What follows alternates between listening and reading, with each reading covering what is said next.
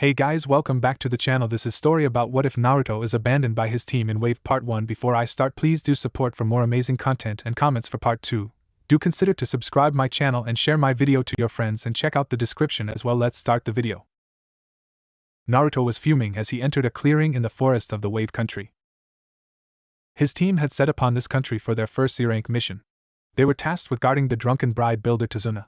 It was supposed to be a cut and dry mission to protect the client from unsavory bandits, but it seemed that the client was not entirely truthful about the mission details.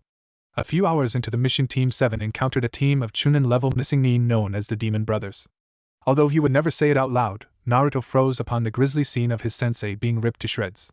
And while he did eventually come to, it made him upset with himself. After dealing with the duo, it was revealed that his sensei, Kakashi, wasn't really injured and instead used the Kawarimi no Jutsu along with a minor genjutsu to make it seem like he was taken down. This was done with the purpose of testing his team's mettle as well as determining the target of the missing nin, which turned out to be the bridge builder. Not that it was much of a surprise, as Team 7 were fresh genin out of the academy, and were not even on the radar to be a target for someone, and no self-respecting Chunin would ever take their chance with the infamous Sharingan no Kakashi. According to Tazuna, a shipping mogul by the name of Gato has a stranglehold on the Wave Country in terms of imports/exports as well as the economy. He also is a lot shadier that he projects himself as he uses mercenaries and hired thugs to oppress the people of the Wave Country, and is slowly bleeding it dry. Tazuna's bridge represents the hope of the Wave Country to connect them to the mainland and open up a new trade route, which is why Gato wants Tazuna dead. After much debate and a bit of guilt tripping, it was decided that Team 7 would carry on the mission despite the high risks it now presented. The reality of their choice was brought to the fore when, as they neared Tazuna's house, they encountered the demon of the bloody mist, Momoichi Zabuza, one of the notorious 7 swordsmen of the mist. Unfortunately for the genin, he was an A-rank missing nin, and someone they had no hope against. After a prolonged struggle, Kakashi was able to overcome him, with some help from Naruto and Sasuke, and was about to deal the killing blow when a Kiri hunter nin swooped in and did the job. After Kakashi collapsed from exhaustion, the team made their way to Tazuna's house, where they met his lovely daughter, Tsunami. Unfortunately, they received bad news from Kakashi when he revealed that Zabuza is probably still alive. With that in mind, the next day he set his team the task of learning the tree walking exercise by climbing a tree by channeling the appropriate amount of chakra to their feet to allow them to stick to the surface and climb all the way to the top. It was after one of these training sessions that Inari, the son of Tsunami, ranted at the Leaf Nin for trying so hard and stated that they would die fighting Gato and that they had no idea what it was like to live a hard life. This set Naruto fiercely. His usual reaction would have been to shout and rant about it, but what Inari said brought forth memories and emotions that he tried so hard to bury. So with an intense glare toward the boy, that almost made said boy piss himself, Naruto tersely excused himself from the table and made his way to the forest that we find him in now, currently tearing up parts of the forest with a small army of clones in an attempt to quell his rage. How dare that little brat! He has a mother and a grandfather who love him, and he dares preach about suffering. Arg! These were the furious thoughts of Naruto as he put even more effort into his little demolition derby of the surrounding trees. This trend carried on for another hour or so till Naruto was physically and emotionally drained. As he sucked down with his back against the tree that was still standing, his thoughts went to his life so far. He tried to avoid this subject as much as possible. It hurt him all the time to think about it. His life in Konoha left many scars on him. Fortunately, or unfortunately depending on who you ask, none of them were physical. His abnormal physiology coupled with his tenant gave him an inhuman healing factor. So while he looked perfectly normal to a spectator, Naruto was a boy who was deeply troubled. While he wasn't physically abused in his village, except the occasional drunks and on his birthday when people got a little bolder, he was verbally and emotionally abused. For a young boy, full of innocence and life, to grow up in an environment that denied your very existence, and even went as far as to encourage suicide, it was enough to break most people. The glares and whispers of hatred and derision that seemed to have bled over into the younger generation was sometimes unbearable to him. He was kicked out of the orphanage at a young age and lived on the streets for a large part of his childhood. Being forced to sleep in dark alley and digging through trash just to find something to eat took its toll on him, but Naruto, for the most part, stayed as strong as he could. It didn't mean that he was unaffected though. Those experiences stick with people even when they don't acknowledge it. He has been fighting since the day he was born. Fighting for attention, for recognition of his existence, and most importantly, for survival. One would never be able to tell he suffered though, from his outward appearance. From his infectiously boisterous personality to his unfounded confidence, he seems to be a pretty normal if not annoyingly loud teen. But what lurks beneath the surface is a cacophony of negative emotions that he doesn't even realize he has. Through all the abuse that he has suffered, he suppressed his feeling, his wants and his desires to make himself seem harmless in an attempt to gain acceptance from the villagers, so much so that he convinced himself that he is happy and that if he becomes Hokage all his problems would be solved. He had been doing it for so long that he honestly started to believe it. Unfortunately for our young hero, life is never that simple, and his actions taken in an attempt to appease the villagers have him sitting on a hair trigger in terms of snapping. For the most part he can ignore what people say about him and keep smiling, but sometimes those feelings that he suppressed seep through the cracks and force him to face them, like now. Naruto looked out at the sky. A feeling of dissonance swept over him. He wondered, not for the first time, whether he could ever truly find happiness. From his perspective, he seemed to be a punching bag to whatever sick, twisted deity controlled the universe and decided to single him out. He remembers the Hokage always telling him that things would get better and that he needs to be patient and understanding, but why should he? Why does he, a 13-year-old abused orphan, have to be the one to be doing that and not the adults? Why should he always have to suffer and everyone else can just make excuses for their disgusting behavior? He just felt like giving up on some days, but he knew that to do so would be a win for the villagers. So he powered on, hoping to one day find some meaning in his life. With those thoughts, Naruto allowed unconsciousness to claim him. Scene change. It was a beautiful morning as a young girl made her way into the forest. The sun was shining brightly with a cool breeze blowing through the air. The dew on the green grass along with the numerous sounds of the woodland critters truly created a peaceful and serene ambience. The girl moved swiftly and elegantly through the woods with the basket in her hand, keeping her eye out for anything of use to her. As he went deeper into the forest, she came upon a section that looked like a war zone. Trees were slashed and chunks of the earth were overturned. It looked like a battle took place, but upon closer inspection she spotted a blonde clad in bright orange, sleeping peacefully among the debris. The young girl started as she recognized him immediately. He is the loud one from the team of Konoha that Zabuza-sama encountered, thought the girl, now identified to be the accomplice of Zabuza. She paused as she carefully weighed her options. It would be so simple to kill him right now in his sleep, were the thoughts running through her mind as she approached Naruto. She crouched down beside him and reached out her slender hand towards his neck in a motion that looked like a choke before diverting at the last second and gently shaking the boy awake. "Hey, if you sleep out here you'll catch a cold, you know," spoke the girl in a soft voice. This was what Naruto heard as he groggily regained consciousness. As his bleary eyes took in his surroundings, he focused on the person whose touch he could feel. From the sweet scent wafting from the person he could tell it was a girl. He focused on her face, and a huge blush covered his face as he took in her porcelain skin, long brown hair that framed her beautiful face, and her chocolate brown eyes that gazed at him with concern. He could feel his heart thumping in his chest, and could only find one appropriate word to describe her. "Tenchi," was whispered out by Naruto as he gazed almost drunkenly at the girl. The girl, for her part, had a light blush from being called an angel coupled with the intense gaze of the young boy. She just smiled beautifully at him instead, increasing his blush. He quickly snapped out of his funk and sheepishly rubbed the back of his head as he spoke to her. "Did you wake me up, Tenchi-chan? By the way, what are you doing here?" he questioned bashfully as he scratched his cheek. The girl felt a little embarrassed once again at the nickname, but soldiered through with her response. "Picking herbs," was her reply. "Herbs?" questioned Naruto quizzically. "That's right. It's to cure injuries and illnesses," she said, and Naruto noticed how soft and gentle her voice sounded. So free of the usual hatred or contempt that he's become accustomed to. It gave him a warm feeling in the pit of his stomach. Being the emotionally stunted boy that he is, he had no way of identifying what these sensations were. All he knew was that he liked the fuzzy feelings it gave him, and he didn't want it to end. With that in mind, he offered to help the pretty girl to pick the herbs that she wanted. As they got to picking, Naruto would occasionally steal glances at her, if she noticed she never made it known. He decided that he wanted to hear more of her lovely voice. "Tenchi-chan, why are you doing a tedious job like this in the morning?" he asked. Again, a little dusting of pink made its way to her cheeks from constantly being called an angel. "Please don't call me that. My name is Haku," stated the girl. Naruto's smile just widened at hearing her name, but caught himself as it was only polite to introduce himself. "Nice to meet you, Haku-chan. I'm Uzumaki Naruto, future Hokage of Konoha," he exclaimed boisterously, pumping his fist to the air, causing the girl to honestly giggle at his goofiness. Naruto was struck one more by the overwhelming feeling of warmth from the incredible sound of her giggles. It was delicate, like the sound of tinkling bell. He didn't understand why, but he desperately wanted to hear more of that sound. "It's nice to meet you too, Naruto-kun," she responded with a dazzling smile, turning the poor boy into a blushing and stuttering mess. Haku just giggled a little in her mind. She honestly thought the boy was cute. He seemed so full of life and innocence. His smile was infectious, and she found herself being drawn in by him. She knew that Zabuza-sama would not approve, but she wanted to know more of this strange boy. "What are you doing here so early in the morning, Naruto-kun?" she questioned. He finally got his wits about him and answered with a big grin on his face that made his eyes squint, making him look like a mischievous fox. She thought it was quite cute. "Training," was the emphatic reply to her question, causing her to blink at him. "Are you a ninja or something?" she inquired, even though she knew he was.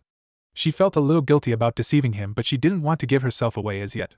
She didn't understand why, though, as he was technically the enemy, but something deep inside her was calling out to this boy. It was almost primal. She needed desperately to know what it was. "That Hittite is." "Do I look like one? Do I look like one?" he questioned, excitedly happy that someone was able to recognize him as such. Haku once again giggled at his energetic personality. "That's right, I'm a ninja." He finished, pointing his thumb to his chest. "Wow, you're amazing," she commented, causing him to blush and puff out his chest at the compliment. She could honestly say she found him endearing with all his little quirks. But she needed to know something important first. "But why are you training?" she asked. "I want to become stronger," was his honest reply. "But you look strong enough already," replied Haku. "And no, I want to become stronger and stronger," countered Naruto. Haku looked a little pensive. "For what reason?" she questioned. "To become the #1 shinobi in my village. I'm going to make everyone acknowledge my power," he stated boldly. Haku didn't reply immediately, instead took a little time to gather herself. "Are you doing that for someone else? Or for yourself?" she inquired. His response would let her know the kind of person he truly is. Naruto honestly looked a little lost at that point. For him, he never thought about that. He just powered on with his belief that if he became strong he would become Hokage, and then everyone will acknowledge and respect him. Haku just giggled at the cute, confused expression on his face. Although Naruto loved the sound of her giggle, he was a little put out that she was laughing at him. "What's so funny?" he demanded with a pout on his face that made her giggle even more. After she finally gathered herself, she put on a gentle smile that made his insides turn to goo. "Do you have someone important to you?" asked Haku. The question honestly made him freeze up, something that her sharp senses spotted immediately. Naruto, for his part, was having flashbacks of his life that were entirely unwelcomed. He felt his stomach turn at the thought racing through his mind and force himself to ignore it. He just did what he did best and asked a stupid question. "Important? What are you getting at?" he asked quizzically. There was silence in the clearing after that. Haku, for her part, noticed his inner turmoil and decided to ignore it for now. Instead, she lost herself to her own memories of living on the street and digging through garbage so she wouldn't starve. It was a painful time for her to think about. They were both unaware of the parallels of their lives and the similar conditions that they grew up in. Naruto, for his part, would never claim to be a genius, but he was perceptive enough to pick up the somber expression on her face and the change in the atmosphere of their conversation. As Haku continued to reminisce, Naruto looked down at her with worry in his eyes. Even though they didn't know each other long, he felt a connection with the girl that he never felt with anyone before. He wanted desperately to see her beautiful smile again. Just as he was about to say something, she finally looked up at him and straight into his eyes. Her gorgeous chocolate brown eyes bore into him and made him feel as though his soul was being bared to her. When her pretty pink lips moved, her sweet voice spoke the words that would be forever engraved into his soul and change not only his life but the course of the world as well. A person is able to become truly strong when they wish to protect someone they cherish. It was like the loud gong of a bell going off in him. The words, spoken by the angel that deigned to grace a commoner like him with her presence, reverberated through him and resonated with something deep inside him. His soul, his very essence, screamed out at him for attention. He racked his mind thinking of anyone that would fit the mold of the person that she described. While he had people he considered precious, he always had doubts about it. The Hokage, who he affectionately calls Gigi, was someone he considered as such. But he was the Hokage. He once said that the entire village was his family. Naruto never heard of him taking a special interest in any other orphans, so what made him special? He got his answer when Mizuki team revealed that the Kyubi no Yoko was sealed inside of him. It was like a punch to the gut to hear that. He remembered asking his Gigi for years why the villagers treated him the way they do, and he always said that they feared what they didn't understand and that he should be patient with them. It never made much sense to him then, but after Mizuki revealed his circumstances it all made sense to him. It made him angry that the Hokage had been lying to him all those years. It hurt him to think of it, so he buried it deep within himself and got on with his life. But now he couldn't help but question, if he didn't have the Kyubi sealed within him, would the Hokage even care about him? Was it all done to make him loyal to the village? If he lied about that, what else could he have lied about? The numerous times he asked about his parents immediately came to mind. The same with Iruka-sensei. He treated Naruto with the same scorn and contempt as the rest of the village in the beginning, and even though he came around in the end and became someone precious to Naruto, it's hard to forget first impressions, and he could still see the sneering face of Iruka-sensei in his mind. And while he loved the Hokage and his teacher and would protect them with his life, he can't help but be unsure and untrusting of their motives. The less said about his team the better. Sakura-chan constantly abused him, physically and verbally. Sasuke wasn't any better and treated Naruto like he was something to be scraped off the bottom of his shoe. Kakashi-sensei seemed detached and unapproachable and seemed more concerned with Sasuke and igniting the flames of rivalry between the two boys to, what seemed like Naruto, push the last Uchiha further. He wasn't really sure what to think of the guy. The only people he can honestly say care about him and his well-being were the father-daughter duo that owned his favorite ramen stand that always fed him when he went hungry, Ichiraku Ramen, Tsuchijiji and Ayamichan. While it was a sad state of affairs, he was okay with it for now. This passed through his mind in a few seconds as he finally looked up at Haku. Said girl had to hold back a gasp at the look in his eyes. She would know, she sees those eyes in the mirror every time she looks. Naruto didn't know why, but he trusted this girl in a way that he hasn't anyone else. He felt as though he could bare his soul to her, and she would embrace it and help to mend it. He decided to take a chance, and told her about his life and the struggles he has been through. It was the first time that he has ever spoken to anyone about the demons that plague him. Haku for her part was shocked at the similarities between them. She now understood why he seemed to call out to her. He was a kindred spirit. She could tell that it took a lot for him to open up to her, which is testament to how wounded he is that he trusted a complete stranger with his emotions instead of anyone in his village. She decided to return the favor and tell him about her life, minus her role as Zabuza-sama's accomplice. He was shocked as well at how comparable their lives were. From there on they spoke more about themselves as they shared their hobbies, likes and dreams. Haku was happy to know that Naruto had quite the green thumb when it came to flowers, and Naruto was ecstatic to learn that his new friend enjoyed ramen, though not to the extent that he did. The conversation flowed on smoothly from there onward, and Naruto felt as if a weight was lifted off his chest, a weight that he didn't even know was there. As he too in her beautiful features and the happiness that radiated off her, he felt his heart drum in his chest, and he decided then and there that there was no sight more beautiful than this. As it was getting late, they both had to return to their respective places. They made a promise though to meet up again tomorrow and maybe the following days. Naruto left the clearing with a spring in his step, feeling lighter than he ever has. Scene change. Naruto was jerked away by the sound of a feminine scream and a crash. He immediately took in his surroundings and realized that he was in the guest house in Tazuna's house. It seemed like he slept in. He heard another scream and he recognized the voice as Tsunami. He kicked into action and made his way down the stairs. The scene before him made his blood boil. Tsunami was on her knees, being held by her hair by one of Gado's thugs. An area of her face was red, indicating that she had been hit, while the other advanced towards a trembling Inari. He was about to make his way to them when he heard Inari. "Let go of my mom, you jerks!" he shouted whilst brandishing a kitchen knife. Naruto broke out into a little smile at the boy finally finding his resolve to stand up for himself and his mother.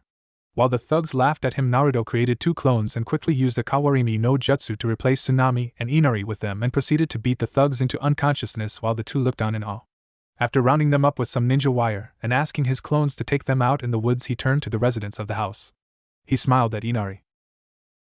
"Good job protecting your mother, Inari. I'm sure she's proud of you," he stated, causing the boy to blush happily at the praise and his mother to beam happily at him. Naruto inquired as to his team's whereabouts, and could help feel a bit of dread when he was told that they made their way to the bridge. As he took off toward the bridge, he couldn't help reminisce about the last few days of his life. Having met up with Haku for the last 4 days to talk about everything and anything that they could think of, he could honestly say it was the happiest time of his life. He didn't know what it was about the girl, but she made him feel at peace. With the world and with himself. When he was with her, all his problems seemed so insignificant in the face of her beautiful smile, when he made her laugh, or her adorable pout when he teased her. The feeling of contentment and belonging was one he was unfamiliar with, and he honestly couldn't comprehend the strange new feeling she ignited within him. All he knew was that he wanted to protect her smile. He wanted to make her happy, and he would go to any lengths to keep her safe. He would talk to her about these strange feelings when he sees her next time, and hopefully she can tell him what to do. She was a smart girl, she would know how to help him. The sounds of fighting and metal clashing reached his ears as he looked up and noticed the conflict taking place on the bridge. He saw Kakashi-sensei engaging Zabuza the mist on the bridge. He also spotted Sakura-chan guarding Tazuna, although he did notice her trembling. The final he noticed, and the strangest, was a large dome-like structure that looked to be made of ice. It looked quite foreboding. By the process of elimination, he realized that it was probably Sasuke who was fighting Zabuza's accomplice in there. He figured that Kakashi-sensei could take care of himself, and that Sasuke would need a hand. He rushed towards the dome just in time to see Sasuke fall to the ground, his body riddled with what looked like Senbon. He was still and unmoving. While Naruto didn't really like the guy, he was still a fellow Konoha shinobi. He could feel his anger overcome him. Haku noticed Naruto rush in just in time to see his teammate fall. She had conflicting feelings at this juncture. While she wanted to fulfill the mission that Zabuza-sama assigned her, she didn't want to hurt Naruto-kun. She wasn't ashamed to say that she had quite the soft spot for the blonde enigma. In the few days they have known each other, he had somehow wormed his way into her heart.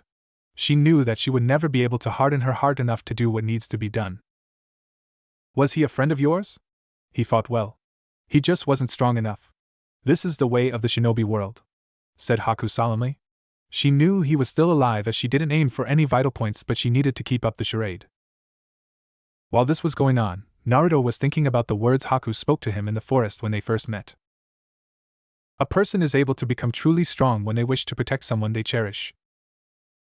He would never consider Sasuke someone precious to him as long as he lived. But as his teammate and fellow Konohanin, he was the closest to fulfilling that description, even if it's just for a moment. He wanted to live by those words spoken by the angel who gave him newfound strength and determination. He pictured it was her lying there instead of Sasuke. When he did, something inside him snapped and a monstrous amount of chakra burst from his body, saturating the atmosphere of the bridge with an air of oppression and malevolence. Haku was shocked at the power that her friend was radiating. It was palpable in the air. She never imagined he was this strong from their interactions. He was always so gentle and caring towards her. Thinking about it made her heart flutter.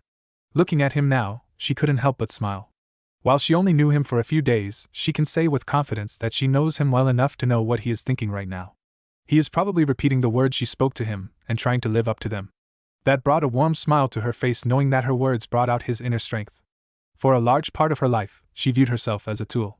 A tool for Zabuza-sama to use. But even if it's for a few moments, she will be the tool that will give her new friend the strength to break his shackles. With that in mind, she directed her Senbon at him, aiming for non-fatal spots. He didn't even move as the visible shroud of chakra around him deflected the Senbon, much to her shock. She decided to dart between her mirrors to get a better angle, but she found herself momentarily frozen as Naruto followed her speed and intercepted her. That fraction of a second was all that he needed, though, as he delivered a thunderous haymaker right to her face, sending her crashing out of the dome, causing the entire structure to collapse. Naruto felt the adrenaline pumping through his veins. He would admit that the power he was feeling was a bit addictive, but then he pictured Haku's face, and he promised himself that he would never lose himself to it. As his opponent groggily stood up, cracks could be seen showing of their mask. Naruto charged in once more to deliver a finishing blow. As his fist neared the face of his opponent, her mask shattered, revealing the face of the person he now held closest to his heart. Even covered in blood and wounds, she was the most beautiful person in his eyes. Her sad smile tugged painfully at his heartstrings. At this moment, he was lost and confused. All his power just ebbed away in her presence. Haku-chan? Why? He questioned with a hitch in his throat. She just looked at him sadly. I am Zabuza-sama's tool. I'm sorry, Naruto-kun. I seem to have outlived my usefulness. Please finish me off. I can die happily knowing it was by your hands, she said somberly. Naruto was having trouble comprehending the last few moments of his life. He was starting questioning his interactions with the girl. The fact that Haku was an enemy hurt him, but more than that, hearing her defeatist attitude and calling herself a tool pushed him over the edge. How can you say that? You're my friend Haku, and I would never hurt you. You're the one who made me see that I was worth something. You're the one that taught me to value my life no matter what I've been through, so how can you think so little of yours? I won't allow you to think that way, countered Naruto emphatically, bringing a bright smile to her face. His presence alone filled her with incredible warmth and security. He was like a gentle ray of sunlight in her dark world. She had no problem admitting to herself that what she felt for him was far deeper than she anticipated. Her reply was cut off, though, by the loud sounds of what sounded like chirping birds. She looked towards Zabuza-sama and saw that he was in trouble. Although what she was about to do filled her with sadness, she couldn't help it. I'm sorry, Naruto-kun. It looks like this broken tool has one final purpose to fulfill. She spoke with deep regret as she gathered the final vestiges of her power and disappeared from the spot. Naruto screamed out her name in anguish and ran in the direction he knew he would find her, and could only hope he wasn't too late. Scene change. Kakashi was exhausted after a grueling fight with the infamous demon of the mist, as powered up his only original jutsu to finish the job. He was finally able to catch Tsubusa off guard with his summons holding him in place for him to deliver the final blow. He ran forward with as much velocity as he could gather and thrust his hand towards the chest of his enemy. Raikiri. Schlurk. The sound and sensation of his hand sinking into flesh greeted him, but as he looked up and saw the face of a young girl, one that he realized from the way she dressed was Zabuza's accomplice. This was the scene that Naruto walked into. The hand of his sensei stuck in the chest of his most precious person. Haku-chan! He screamed hysterically, snapping Kakashi out of his funk, making him withdraw his hand, causing the girl to fall forward. As she was about to hit the ground, Naruto rushed forward and slid on his knees, skinning them in the process, and gathered her in his arms. As he gazed upon her dying visage, Naruto felt the dam break. Never once in his life has he ever given in to the sadness that plagued him. He refused to shed tears. Throughout it all he stayed strong. But as he looked at the state Haku was in, he felt all the tears he ever held back burst out of him. He held her close as he sobbed his heart out. As he surveyed though, he felt a soft dainty hand gently cup his cheek. He followed the hand to the face of his angel. The one who brought him salvation. "You're always such a crybaby, Naruto-kun," she joked at his expense. "Why, Haku-chan?" he questioned weakly. "I'm sorry, Naruto-kun. My body just reacted on its own. But I don't regret it. I was able to protect my precious person," she answered with a happy smile. "Was it all a lie? The time we spent together?" questioned Naruto desperately. He needed to know. "Of course not, Naruto-kun. I treasured every moment I spent with you. I told you I always thought of myself as a tool. But when I'm with you I feel like I can just be a regular girl. You made me feel human for the first time in my life. Every second spent with you is something I will forever hold in my heart. I know you have no reason to trust me, Naruto-kun, but please believe me when I say you mean the world to me," said Haku with a gentle smile on her face. Naruto felt his heart swell at that, and even more tears came to his eyes. "You mean the same to me. Before I met you I was so lost. I felt I had no purpose in my life. But you came along and filled me with this sense of warmth that I never felt with before. Your smile filled me with happiness that I've never known. Hearing you laugh made me feel as though I could spend the rest of my life listening to such a beautiful sound. I swore that I would protect you with my life if I had to just to preserve that smile. I know I'm a pretty dumb guy, so I told myself the next time I see you I would ask you what those strange feelings meant because I just didn't understand them," said Naruto in a bit of a rush. All he got in response was the same beautiful laugh that he became addicted to. "Love, Naruto-kun. That feeling is love," answered Haku with the brightest, most beautiful smile he has ever seen from her. Even near death, her radiance was unmatched in his eyes. "I know that because I feel the same way when I am with you. I love you too, Naruto-kun," she said with the tears of happiness in her eyes.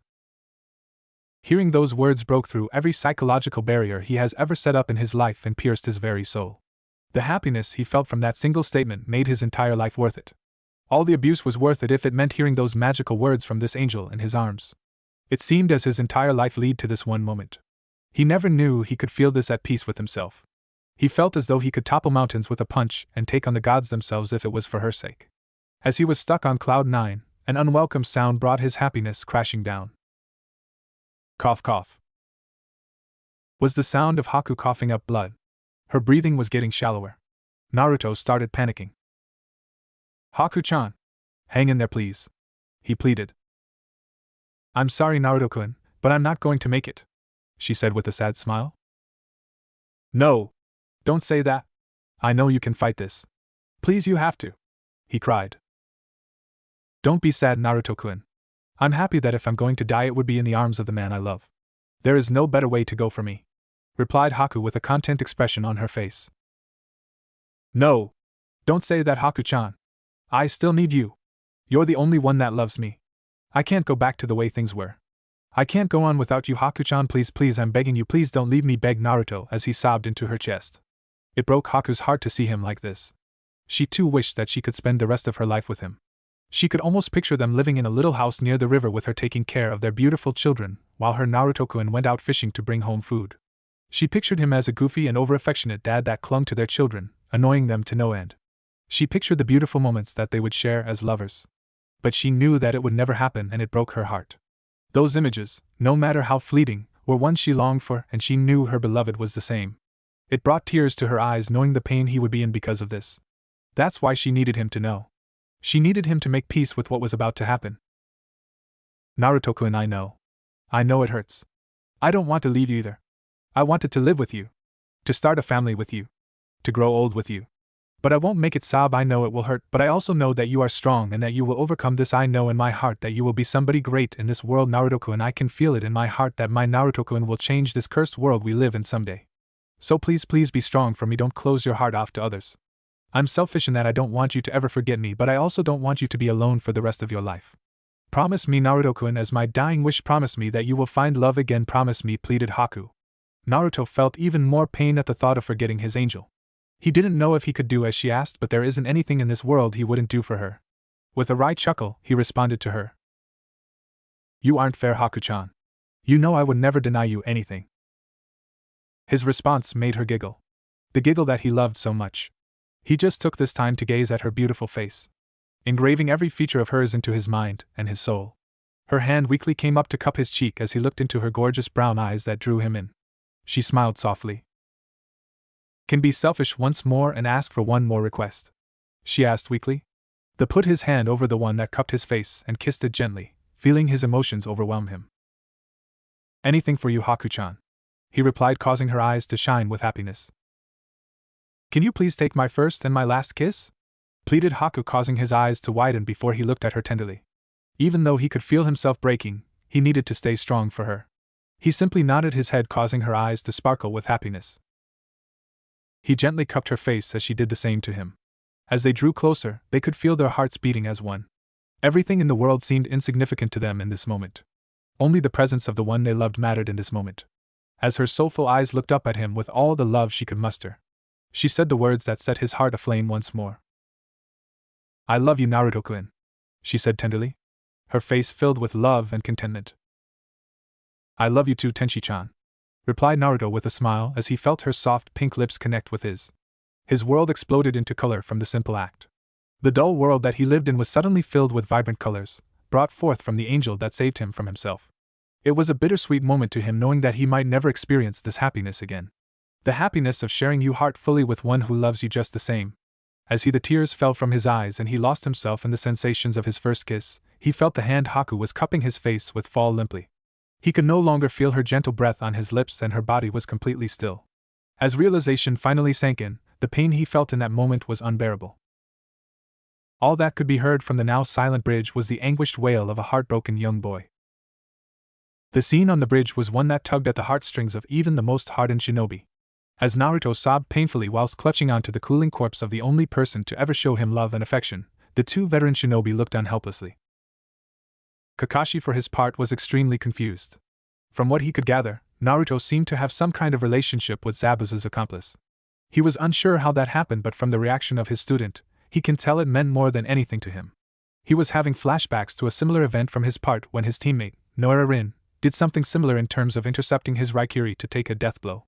To this day, the nightmares of that event still plague him. He looked on sadly at his student, whose personality reminded him of his other teammate Obito. In his mind, instead of Haku lying on the ground, it was Rin. In place of Naruto, it was Obito crying over her body. The images froze him on the spot, bringing up all the demons that have haunted him throughout his life. Zabuza, for his part, was numb at the scene. His tool did her job, the one he trained her so well to do, and risked her life to save his, and she succeeded. But as he looked on at the blonde brat cradling her in his arms, he can't help but feel a piece of himself missing. He thought back to the dirty little girl that he met under the bridge that day. How he took her in and trained her to be the perfect tool. He thought back to the many adventures they had on the road. While always being on the run was far from a glamorous lifestyle, having her by his side made it all the more bearable.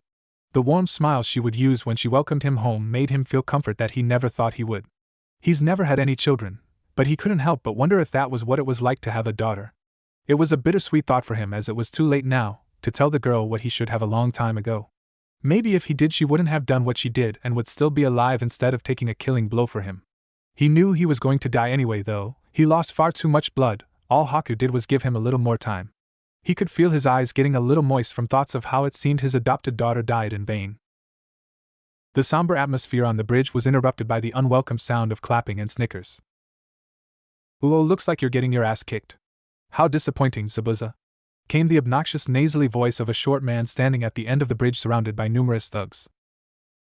"Gato," spat out Zabuza. "What are you doing here? And what's with those thugs?" We had a little change of plans," replied Gato snidely. I'm sorry, Zabuza, but you're going to die here. What? Roared Zabuza. If I rented out regular ninja, it would cost a lot of money. So, I rented out a nuke like you. If you ninja had just killed each other, it would have saved me the trouble and money, commented Gato with a sneer on his face. And you call yourself the Kirigakyu no Kijin? You're just a cute little demon if you asked me. He finished with a mocking tone of voice, much to the amusement of the thugs around him, who started laughing and jeering at Zabuza. Kakashi, I'm sorry, but the battle ends here, stated Zabuza. Since I don't have a reason to kill the bridge builder, I have lost the reason to fight you. Yeah, you're right, replied Kakashi, monetarily pushing whatever thoughts of the past to the back of his mind to deal with the situation at hand.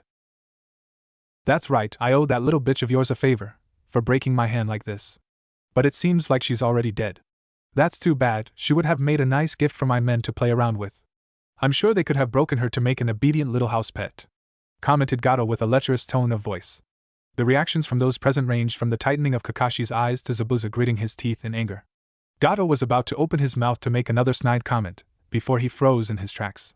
He broke out into a cold sweat and momentarily lost control of his bowels, as evidenced by the wet spot in the front of his pants.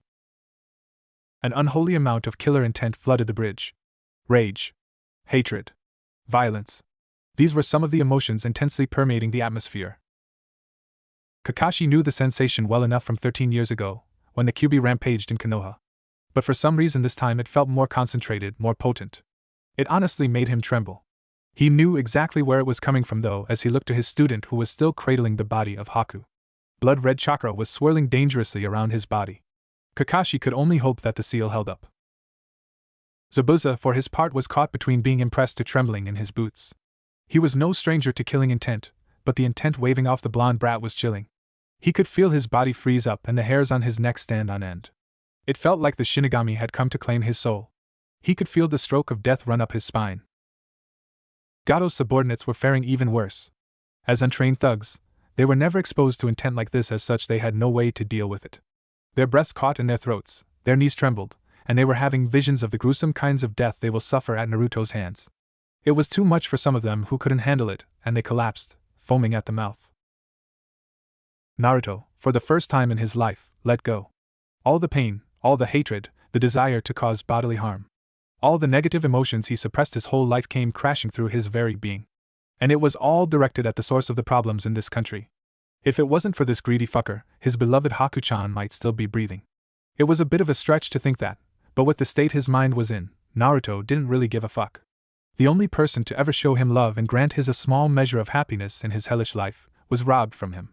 He was emotionally stunted to begin with, and now, with all these new vicious sensations coursing through him, he didn't know what to do. He needed to direct it somewhere. For the first time in his life, Naruto embraced the hatred that was always knocking at his door.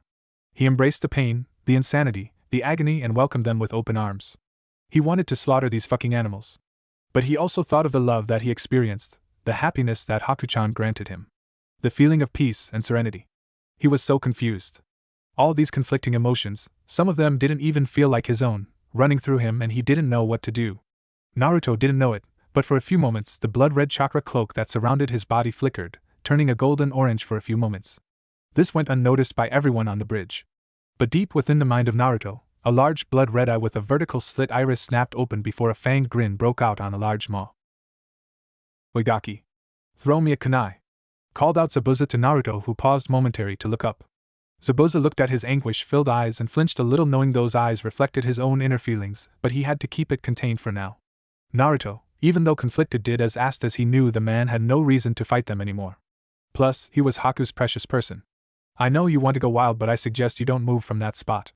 For some reason Haku seemed to be in love with you. I have never seen her smile so brightly in all the time I've known her. It was a beautiful sight. I have lived a life of many regrets, and I have committed many sins. None weigh me down more than the regret I have for never telling Haku how much she meant to me. I regret not telling her that she wasn't a tool and that I thought of her as a daughter. She brought a brightness into my dark life and shined brightly like the sun, chasing away all the darkness. But I don't have to tell you that, you know better than anyone. I can feel my life slipping from me. I know that I won't make it to see tomorrow. But I'm okay with that. I want you to watch though. As the man that Haku chose, I too will put my faith in you. I know you will be somebody feared in the future, so let me give you a lesson about the life of a shinobi. We may be tools for our villages, but we are human too. Listen well, the measure of a shinobi isn't taken from the life that they lived, but the way that they died. My last act in this life will not be as the Kirigakure no Kijin, but as the proud father who will pave the way for the one who gave my daughter back her smile, by protecting what is precious to me. All I ask is that you bury me next to Haku when this is done, finished Zabuza with an uncharacteristic smile on his face as tears ran down from his eyes. He caught the kunai Naruto threw at him with his teeth, as his arm were immobile from the damage he took from the fight with Kakashi. The thugs were finally regaining some of their bearings when Zabuza exploded into action. With the swiftness of a predator, he pounced on his prey, slashing throats and crushing skulls under his boots. His powerful neck and leg muscles were on full display as he tore into the gang of thugs like they were made of paper. It was a gruesome, but at the same time mesmerizing sight to Naruto. As Zabuza took down more and more thugs, ignoring whatever wounds were inflicted on his body, Naruto wondered if this is what it meant to be a shinobi. He always bragged about being Hokage, but he felt so weak and helpless right now. Holding the dead body of his would-be lover and watching the man she sacrificed herself for tearing through the enemies that threatened them, even though he was on the brink of death. Was this true strength? Was this what Haku spoke of? Even though he knew he was going to die, Zabuza walked to his death with his head held up high. Naruto, for his part, let a small smile grace his face in the midst of the carnage. I understand now, Haku. I understand what you were trying to tell me. I promise you that I will carry your words and your thoughts in my heart forever. This is my promise of a lifetime, thought Naruto with a sad smile. At the other end of the bridge, Inari arrived with a small group of villagers just in time to see the massacre that was taking place. While most of them felt sick watching the carnage, they couldn't look away. They needed to see this through the end. Gato was running as fast as his stubby little legs could carry him in an attempt to get away from the demon on his tail. But it was all for naught as Zabuza, even without the use of his arms and multiple weapons sticking out of his body, was able to take out all the cheap thugs he hired and ran him through with a kunai, causing Gato to cry out in pain. You and are going to hell together, Gato. Look forward to it. I'll let you see if I'm a cute little demon or not in hell, roared Zabuza as he mercilessly tore through Gato's body with numerous cuts and lacerations from his kunai before plunging it straight into his heart, causing him to fall off the edge of the bridge and into the ocean, sealing his death. With his job finally done, he made his way back to Naruto and Haku, walking through the corpses he left in his wake. As he finally collapsed next to the young girl, he motioned Naruto to come closer before whispering something in his ear, causing Naruto's eyes to widen before getting a determined look in his eyes. It's time to say goodbye, Haku. Thank you for everything. I'm sorry. Those were the final words of the feared Kirigakure no Kijin, who died, not as a tool or a demon, but as a human, protecting the one he held closest to his heart. He died with a smile on his face. Scene change. Naruto stared solemnly at the two grave markers before him as he reminisced the last week or so spent in this country. He experienced fear, sadness, anger, love, and happiness, along with a cacophony of other emotions. It was a roller coaster experience, that was for sure. His heart still ached terribly at the thought of the one he had given it to. He hated the fact that he would never again see her soothing smile, hear her beautiful laugh, or experience the warmth that she provided him. He wanted to shout, to scream at the unfairness of it all. He wanted to curl into a ball and cry. Cry for the angel that was taken from him far too soon. But he made a promise. He promised her that he would be strong for her. He promised that he wouldn't close off his heart. While he didn't think he would ever let anyone in any time soon, he wouldn't become a brooding prick like his teammate either. He would be the man that his Haku-chan fell in love with. He would be a man she would be proud of. A man who will protect those precious to him, in her honor and her memory. He will become the man she knew he could become, and he would change this world. So nobody will ever experience the pain that he and Haku-chan experienced in their lives. How he would do that he was unsure, but she believed in him, and that's all the motivation he needs to take on the world. A smile came across his face as he thought this. She really made a man of him. He felt like a whole new person. Like a huge burden was taken off his shoulders. He felt someone lay a hand on his shoulders and looked to the side to see Kakashi-sensei standing beside him. Are you doing okay, Naruto? He questioned. His student was withdrawn ever since the battle on the bridge, which isn't surprising when the revelations on that day were taken into account. He could infer that Naruto had some relationship with the girl, Haku, and he was deeply affected from the loss he experienced. He felt a lingering guilt from his role in that event. He wondered if Naruto hated him for being the one to end the life of the one he loved, but so far he hasn't shown any indication of such. While that may be the case, he hasn't been as social or boisterous as he normally was. He wanted to know if he was going to be okay. Naruto tensed a little before relaxing. He was still unsure how to act around Kakashi-sensei. Whenever he saw him, All he could remember was his lightning-covered hand piercing the chest of Haku-chan. While he knew it wasn't Kakashi's fault as Haku-chan intercepted the attack that was actually meant for Zabuza, he still couldn't get the picture out of his mind. He wasn't sure if he would ever be comfortable around the guy again, but he won't needlessly give into hatred either. I won't say I'm fine, Kakashi-sensei. It hurts to know that she's gone. But I have to live on. I know that's what she would have wanted. I won't waste the life she gave back to me, answered Naruto. Kakashi just nodded his head and took the time to pay his own respects. Scene change. We currently find Naruto sitting in the lotus position on the floor of a cottage located deep within the forest of the Wave Country. Zabuza, before he passed away, told Naruto where he could locate their hideout, and he left everything in there to the young blonde. It took Naruto a few hours to find it. It's been 2 days since the battle and Naruto was still recovering, emotionally, from the ordeal. He followed the advice of Zabuza though, and was pleasantly surprised by the amount of equipment that was hoarded by the two. Large amounts of kunai, shuriken, saban, ninja wire, explosive tags, smoke bombs, blades of varying lengths and even soldier pills were what he found, along with clothes and a large amount of money that Zabuza was saving up. He felt a little bad by taking these things but shook off his hesitation as it was Zabuza himself that told him to take the equipment and use it how he saw fit. It was a blessing in disguise for Naruto, who couldn't get quality equipment in Konoha due to the prejudice of the villagers, who either kicked him out of their stores or overcharged him and sold him crappy equipment. This was evidenced by the blunted and chipped kunai and shuriken he's been using. He gathered those from the training grounds surrounding the village, but he knew that he needed better tools as it might save his life someday. With that in mind, he continued to seal the massive haul of equipment into scrolls for easy travel. He also found, to his amazement, jutsu scrolls, mainly for Suiton and Futon ninjutsu, but also different styles and kata for kenjutsu, along with chakra control exercises. He knew this would be invaluable to him and his shinobi career and silently thanked the late Kirigakure no Kijin for his help. He never had any direction in his career. Neglectful teachers coupled with his goofing around really stunted his growth. But now he finally had the motivation, along with the direction he needed to take himself to the next level. He would not waste this opportunity. After finally sealing everything away and packing the scrolls away into his backpack, Naruto took up the lotus position we now find him in. He didn't really know why, but it felt as though something was calling out to him. He was always one to trust his instincts, and right now his instincts were telling him he needed to do this.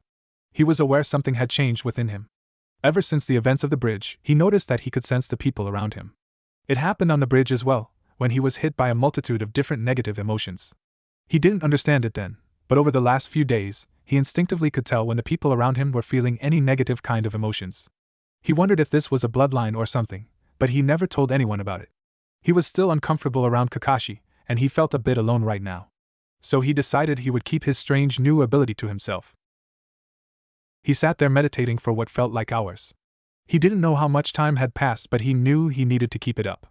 The feeling was getting stronger. He needed to know what was going on with him. He had a feeling he could get his answers this way.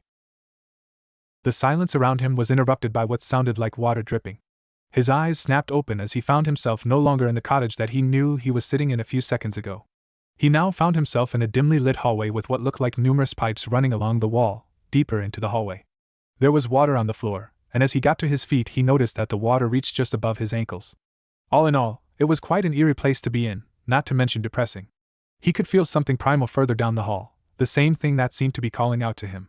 He once again trusted his instincts as he walked into the darkness, following the direction of the pipes on the wall.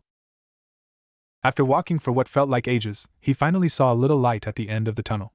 As he reached the end, the hallway opened up to a wide expanse. A huge area with the same design as the hallway could be seen. But what caught his eye the most was the enormous cage from right in front of him. The bars looked sturdy, and the height was something he was having trouble comprehending as he couldn't see an end to it.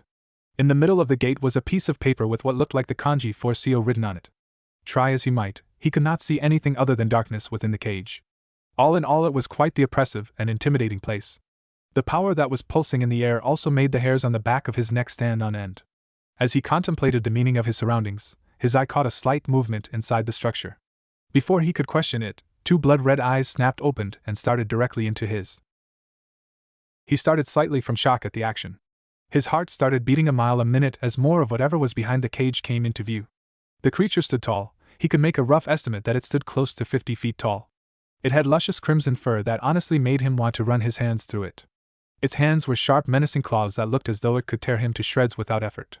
But the most defining feature, and the one that struck him deeply, were the 9 tails that were swishing behind the creature ominously. He knew who this was. He knew what this was. He never thought that day would come where he would actually meet the creature. Even though he knew he should be afraid, he couldn't help himself but admire how beautiful and how majestic the creature looked. He didn't see it as he was too lost in his thoughts, but the creature's eyes widened slightly before an almost imperceptible blush came upon its cheeks.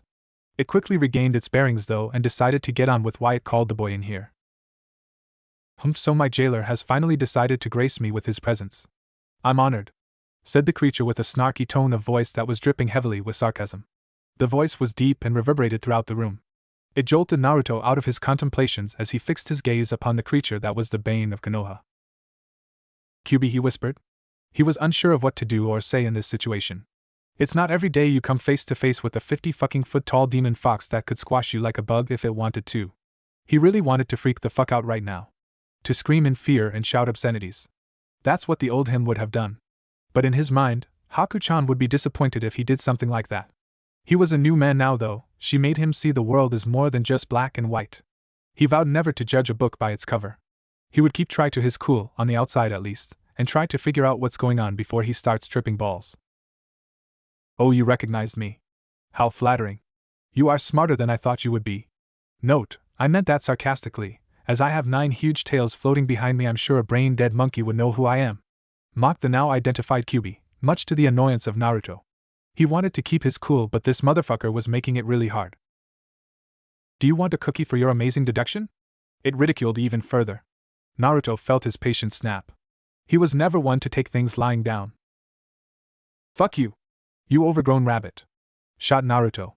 That seemed to have set it off fiercely as it started banging its head against the cage while its tails thrashed against the ground. Say that again, you puny insect? If this gate wasn't in the way I would tear you to fucking pieces, you insolent flesh bag! Roared the Kyubi. Naruto was a little shaken, but he didn't show it. He's had a lifetime of putting up fake emotions to say he's gotten pretty good at it. He knew, though, that he needed to move this conversation forward. Look, I'm sorry, okay? I shouldn't have said that. You were being kind of annoying and mocking me and it just upset me. I'm sorry. Apologized Naruto. He was never one to take such an action, but these last few days have really taken their toll on him. The Kyubi stopped what it was doing and simply raised an eyebrow at him. It eventually shrugged, at least at what it looked like, before settling down by resting its head on its front paws that were crossed. I accept your apology. I too am sorry for the unsightly little display. My ears are a bit of a sore point for me, said the Kyubi. Now that it was speaking normally instead of mocking him or roaring, Naruto noticed it had a strange lilt to its voice that, for the life of him, he couldn't place even though he knew he should. He decided to put it in the back of his mind for now and focus instead on the calamity before him. I understand. I get that way too when people make fun of my height, Naruto said with an understanding look, causing the Kyubi to nod sympathetically. You know, you're a lot more agreeable than I thought you would be. I expected you to be calling for my blood and screaming about hatred and destruction and all that jazz. He pointed out carefully. He knew he had to be careful here, but what he said was true. This meeting was not at all going the way he thought it would when he eventually came face to face with the Kyubi. He honestly expected more fire and brimstone, but he decided not to look a gift horse in the mouth and go with the flow. Few humans always thinking you know everything. Don't hold me to the same standards as your pathetic race. I'm not so weak to give in to hatred and rampage like some mindless beast. That's what you humans do. I'm far more elegant and refined than that, stated the Kyubi a bit pompously, causing Naruto to chuckle a little, internally of course. He didn't want to set off the creature again by laughing at it. I'm not sound like an ass, but you kind of rampaged in Konoha 13 years ago. That's kind of the reason people hate me so much, pointed out Naruto. While it peeved him to know that the Kyubi was sealed in him and that it was the primary reason for the abuse he received, he got over it. Blaming the Kyubi for the situation they were both in would make him no different than those ignorant villagers. Something he vowed never to emulate. Humans are always looking for an outlet for their hatred, boy. You just happen to be the one they directed it to in these times of so-called peace. More importantly though, you are assuming that I magically appeared in that pathetic village. You would be wrong. You see, I was in that village since the very beginning, replied the Kyubi cryptically. Naruto was now majorly confused. He was never one to claim to be a genius, but he also didn't think of himself as being stupid. In times of need, he could think up strategies on the fly better than anyone else. But he was having a hard time wrapping his mind around what the Kyubi was implying. He didn't even know what this magic was that it spoke of. If what it said was true, somebody would have noticed a big-ass fox around the village at some point. It wasn't like it was easy to hide when you're a 50-foot fucking monstrosity. Except of course in his case when it was sealed into him, his eyes suddenly widened in comprehension. "Oh, looks like you aren't as dumb as you look. That right, boy. You are not the first person I have been sealed into. In fact, you are the third. Jinchuriki. It means power of the human sacrifice. That's what humans refer to people like you who have bija sealed into them," said the QB. Naruto was in a state of shock. He was the third person to have the QB inside them. Why didn't anyone tell him that? Why didn't the Hokage make that public knowledge when he revealed that to show the people that he wasn't actually the QB? To let them know that there have been others who lived in the village that were just like him? He seethed silently, and his trust in the old man took another harsh blow. It seemed he was always suffering from the mistakes and misconceptions of those around him. Another piece of information caught his attention though. "Bijou? You mean there are more like you?" asked Naruto with a tilt of his head and his eyes squinting in concentration. It was an action that older females would consider cute. Naruto didn't notice it, but there was a light blush on the face of the QB with regards to his actions. It snapped out of it quickly though. "That's right. Bijou or tailed beasts are what my siblings and I are referred to. We are each denoted by the unique number of tails we possess. From the Ichibi Shikaku to me, the most powerful QB," boasted the QB whilst striking an intimidating pose, causing Naruto to clap lightly, causing its chest to puff out a little in pride, making Naruto's sweat drop. He did find something of interest though. "That QB what?" he asked quizzically, making the beast blink at him uncomprehendingly. "What?" it questioned confusedly. "You said the Ichibi Shikaku. I'm assuming Shikaku is the Ichibi's name. But then you said the QB, but you never said your name," pointed out Naruto. The QB for its part was a bit stumped. It didn't mean for Naruto to ask such a question. It was just pointing out the existence of the bija. It honestly didn't think the boy would be so perceptive. "And I never will if I have a say in it. You are not worthy of hearing my name, so put it out of your mind. More importantly, you are in no position to want to know my name when you don't even know yours," said the QB. At first Naruto was peeved at the slight against him before becoming mightily confused. "His name? What in the world are you on about? My name is Uzumaki Naruto," affirmed Naruto, causing the beast to chuckle lightly. It really pissed him off to hear it. "While it's true that your name is Uzumaki Naruto, it isn't your full name, technically speaking. You are missing your father's last name," replied the QB with an almost evil grin on its face. Naruto snapped to attention upon hearing that. "You know who my parents are? Tell me, please," pleaded Naruto. It was the one piece of information that he valued above all others. He has been asking the Hokage for years with no success. He desperately needed to know whether they were still alive or dead, whether they hated him and threw him away, if they loved him like he hoped and prayed they did. The QB had a brief flash of sympathy flash through its eyes before it disappeared. It needed to know whether or not this boy was the one she was waiting for. "Of course I know who your parents are. The old monkey leader of your village knows as well. I will tell you, but you need to prove yourself first. You need to show me your resolve," said the QB. Naruto's head snapped up to look in the eyes of the bijou before him. Even the QB was a little taken aback by the intensity in those cerulean eyes of his. "How?" was the simple word that escaped his mouth, but it was filled with determination. The QB just shook its head amusedly. This boy never ceased to amaze. "Simple. You need to confront your darkness. All those negative emotions you bury deep within your psyche in an attempt to gain acceptance from those pitiful villagers by showing that you are harmless. You need to show me that you won't lose yourself to the darkness lurking within you. But most importantly, I won't tell you anything until you are finally complete. Life is all about balance. Yin and yang. Spiritual and physical. Light and darkness. They are two sides of the same coin. You are imbalanced. By burying away your darkness, you essentially denied a part of yourself and hid it away. Until you confront this aspect of yourself, I will not tell you what you desire," said the QB in the most serious manner he has seen from it thus far. He was honestly a little shocked by that revelation. He had no idea that he went so far as to reject a part of himself, just to appease the villagers. He was unsure how to feel about that. Would he be able to face all the pain and hatred that he buried away? Will he be able to maintain his sanity when he finally comes face to face with the thoughts and feelings that threatened to break him when he was younger? Suddenly he heard footsteps heading towards him. He could hear the slight splashing of the water on the floor as whoever it was neared him. His heart was beating a mile a minute as he turned to confront the intruder. Well, if it isn't my other half.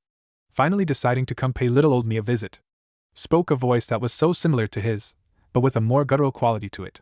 It sounded a lot more menacing than he ever did. He turned around fully and was met with a sight that set him on edge.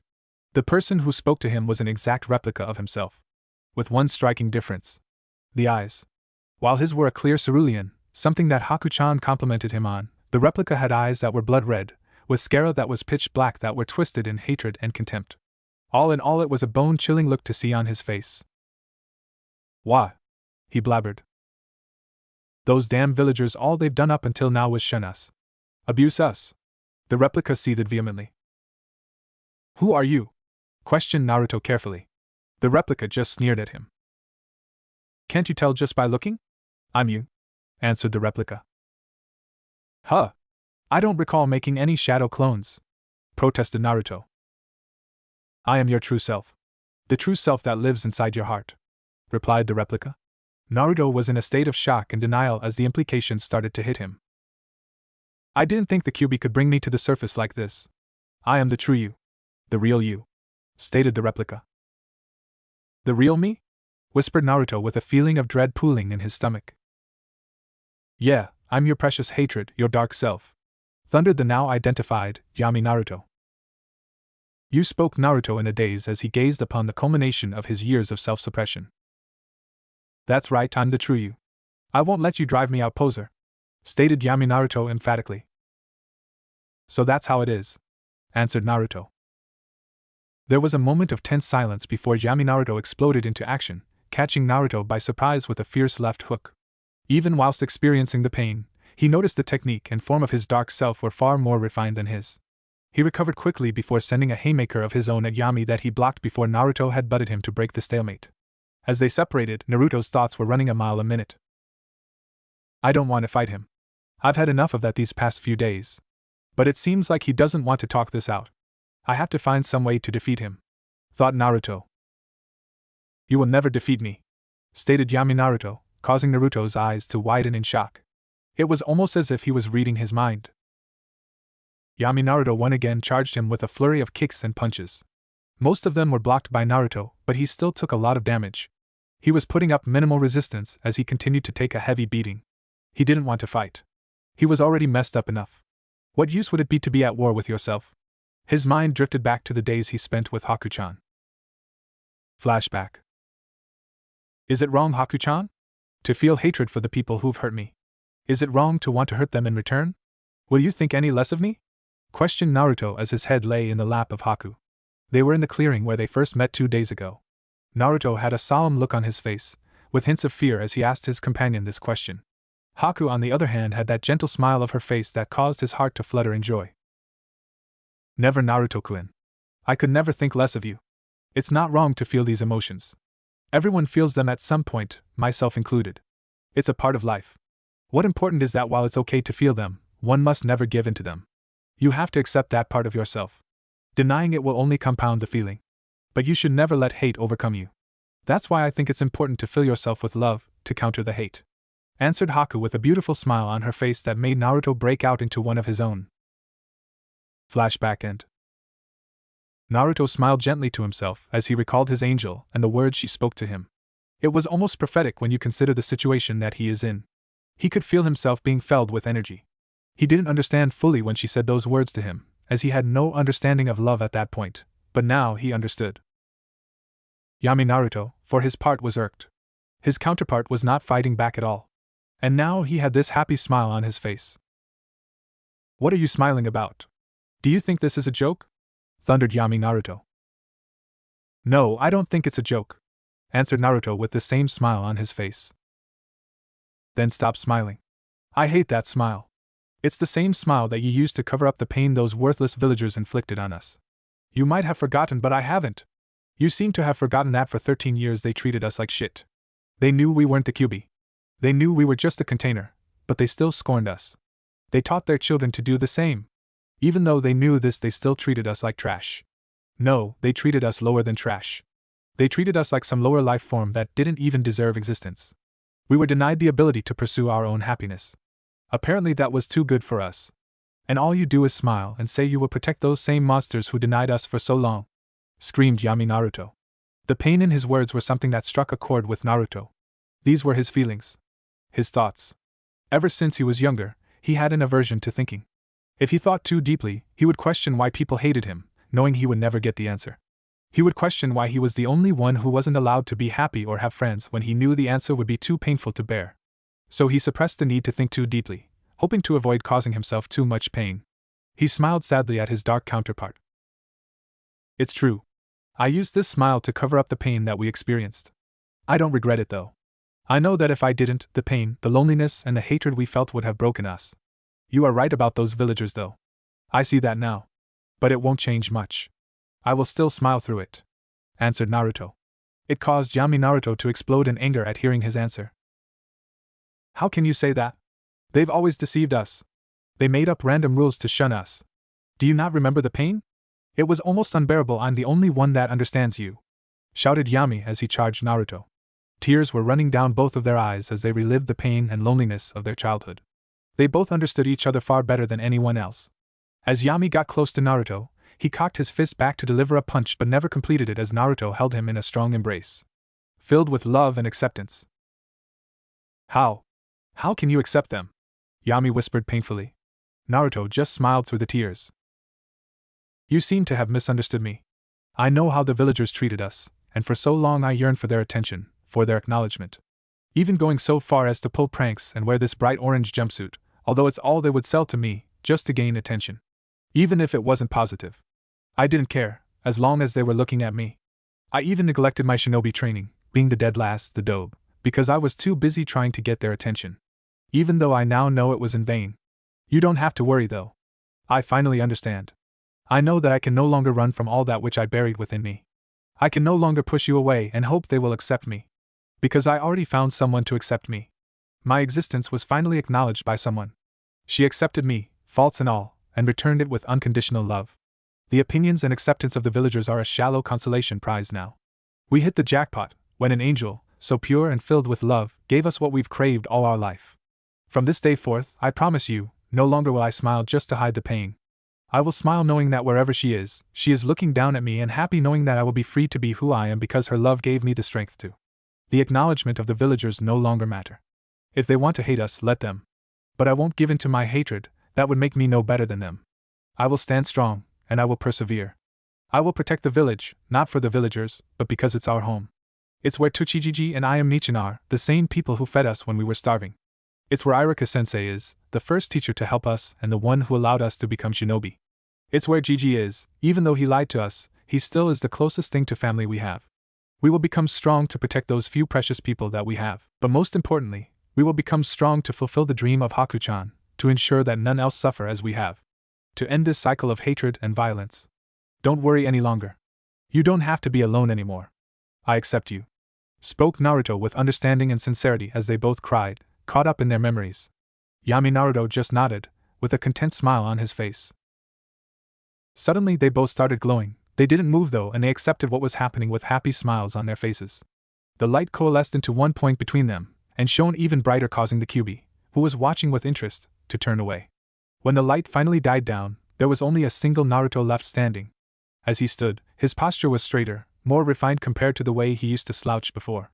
When his eyes opened, the same cerulean as before now shone with understanding, happiness, and contentment. The Kyuubi allowed itself a small smirk. Well done, boy. It seems you passed my test. How do you feel? It questioned Naruto, who looked at it with a smile, full of benevolence. I feel complete. For the first time that I can remember, I feel as though there is no longer a struggle. It's like I found a piece of myself that I didn't even know I was missing. My mind doesn't feel as cloudy as it used to. I feel clear and whole. My body feels like it's truly mine. I can move it better than I ever have, and every muscle and joint responds to my commands. My chakra feels different as well. It doesn't feel as chaotic as it used to. I feel completely at ease with myself. Commented Naruto as he marveled at the new sensations of his body, and his very being. That's because your body and mind are no longer at war. You are no longer rejecting yourself, even on a subconscious level. Your body and mind is now working in harmony. Be proud, boy, not many people reach this point in their life. I doubt even that old monkey you call Hokage has reached this level of self-actualization, explained the Kyuubi. Naruto just nodded his head in understanding and a little amazement at how rare what he accomplished just was. His head snapped up though when he thought about the Kyuubi's voice. When he first came in here, he recognized a strange quality to its voice that he couldn't really explain. But now that his mind was clearer, allowing him to think better, he realized what it was. Its voice sounded almost feminine, his eyes widened in comprehension. "You're a woman!" shouted Naruto in shock, his eyes bulging comically, as he pointed his finger at the colossal fox, who just broke down laughing at the ridiculous expression on his face. "That's right, boy. I'm the mighty Kyuubi no Kitsune, queen of the Bijou," replied the now identified female Kyuubi to his exclamation. Naruto for his part got over his little shock and just stared at the Kyuubi, who was doing another ridiculous pose, with a deadpan stare. "You totally made up that title," he pointed out. The Kyuubi for her part looked affronted. "It doesn't make it any less true though," she answered stubbornly with a pout that looked totally out of place on her terrifying visage. Naruto just shook his head in amusement. "Man, I always thought the Kyuubi was a guy. Who knew it was a girl all this time?" Naruto commented lightly. He knew he said something wrong as the atmosphere changed immediately, and an oppressive aura settled in the room. The Kyuubi looked at him with a dangerous glint in her eye. "Are you saying that women are too weak to be considered as mighty as I am? Are you a sexist, boy?" she asked with a dangerous edge in her voice. Naruto just continued to look at her with a deadpan stare, totally ignoring the oppressive feeling she was giving off, much to her chagrin. "No, it's because your voice is deep and gruff, and unless you look for it, it's hard to recognize the feminine quality to it. Long story short, you sound like a dude. You should really do something about that," pointed out Naruto bluntly. The Kyuubi could feel a metaphoric arrow piercing her chest with masculine written on it. She allowed her head to fall and her ears to droop. "I didn't ask to sound this way. Do you know how hard it is to be a woman with this voice?" she asked with a pitiful voice. Naruto started to feel a little sorry for her. "Look, I'm sorry I said that. If it's any consolation, I think you have a very pretty voice," Naruto said kindly, causing both of her ears to prick up cutely. She looked up at him with a searching stare. "Really?" she whispered uncertainly. Naruto just nodded emphatically, causing her to prick up even more and her tails to wag happily. Naruto had to stifle his giggle at her cute behavior. She really wasn't as bad as people made her out to be. But he knew from experience that people only see and believe what they want to. They judge what they don't like or don't understand with harshness. He sobered up though as he needed answers. He finally accepted himself after all these years. For him to move forward though, he needed to know where he came from. He needed to truly know who he was for him to be the man he wants to be. "You told me you would tell me about my parents if I passed your test," he pointed out, snapping the Kyuubi out of her reverie. She looked down at him with a scrutinizing stare before nodding her head and resting it on her paws in front of her. "Sit down and make yourself comfortable. I will tell you not only about your parents but about my origins. It is a story that is connected and universal," she said. Naruto nodded before he sat down on the water-covered floor in a cross-legged position. "My story goes all the way back to the Rikuta Sannin. I can see you don't know who that is. He was revered as the god of shinobi. He was the first and most powerful. Today, he is just a myth amongst shinobi, but I know him to be very real.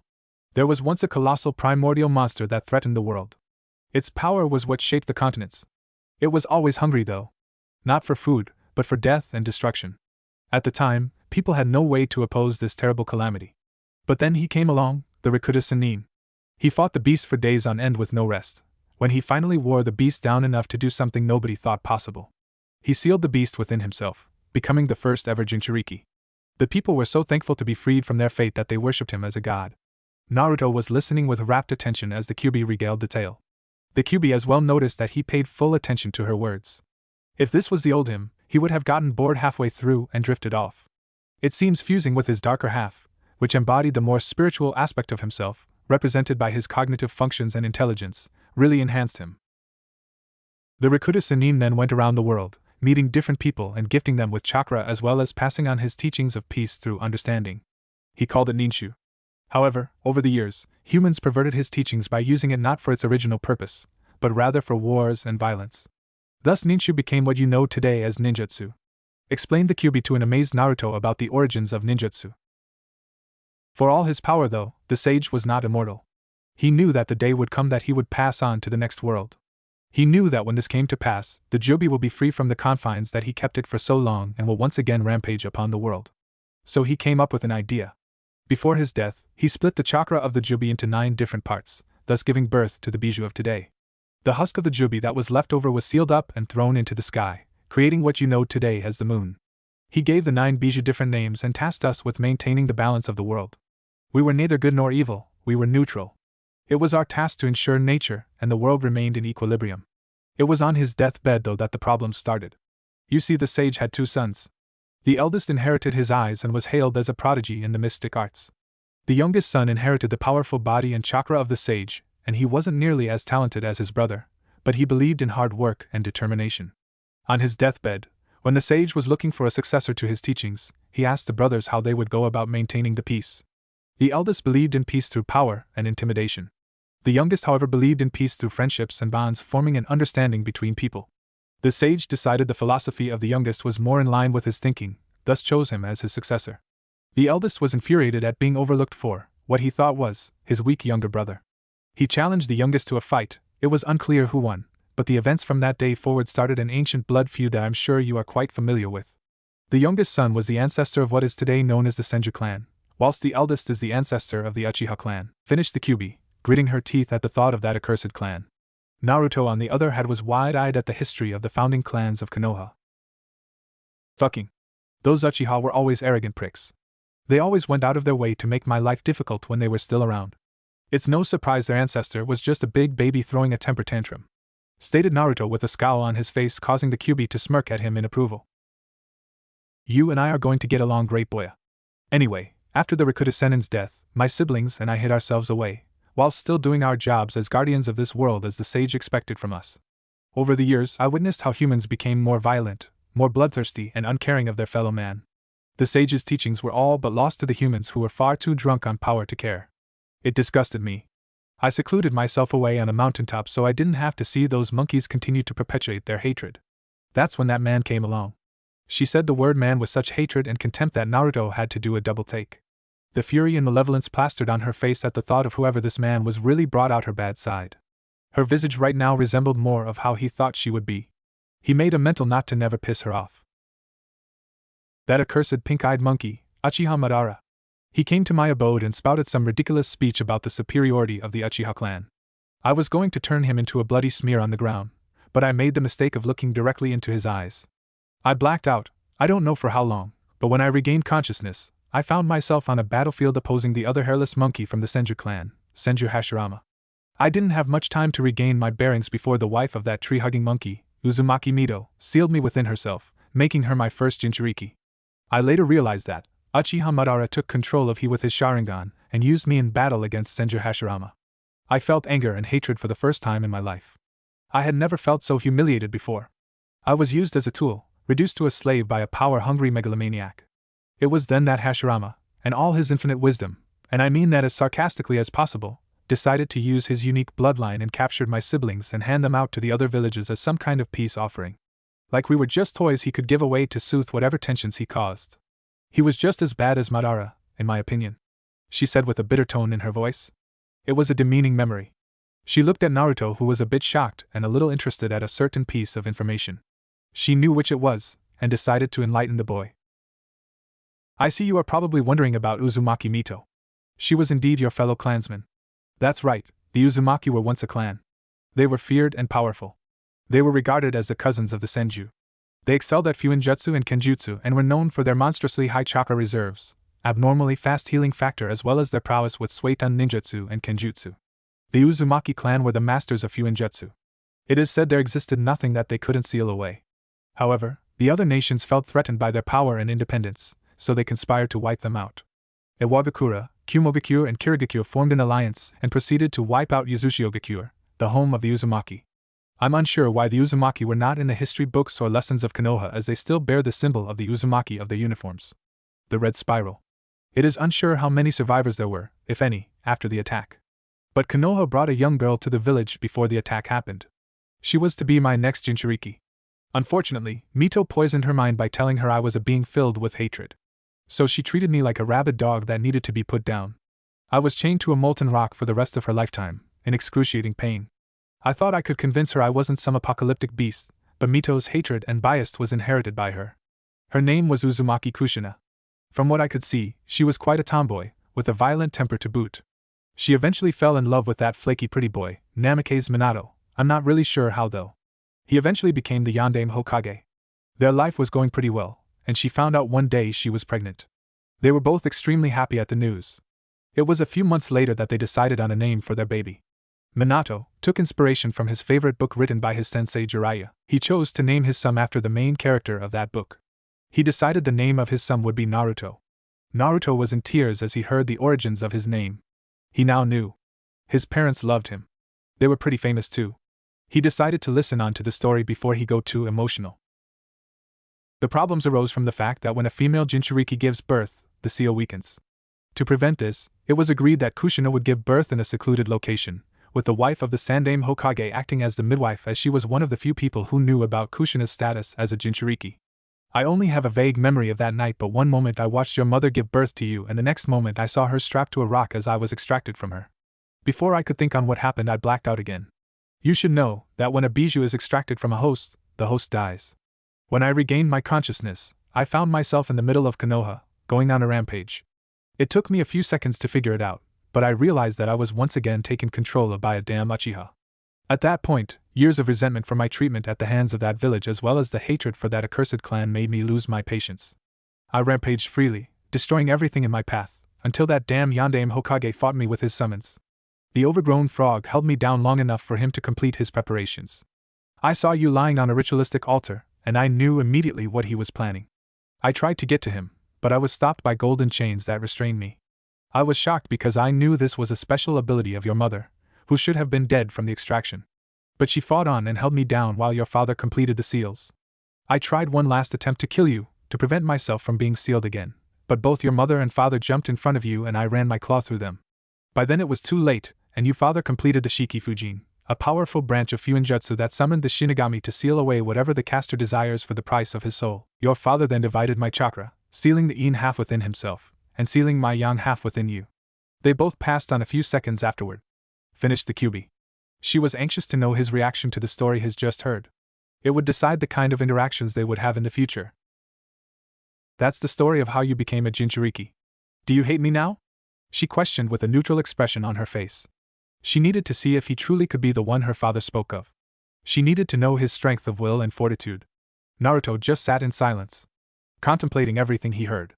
It was a lot to take in. He found out he belonged to a clan. He wasn't the first person to hold the Kyuubi. He finally learned the names of his parents. I want to hate you, I really do. I want to scream about the injustice of the world. But I know that it will make no difference at this point. I know how it feels. To be pushed to the side. To be ignored and be thought of as a monster. To be disregarded as a mindless beast.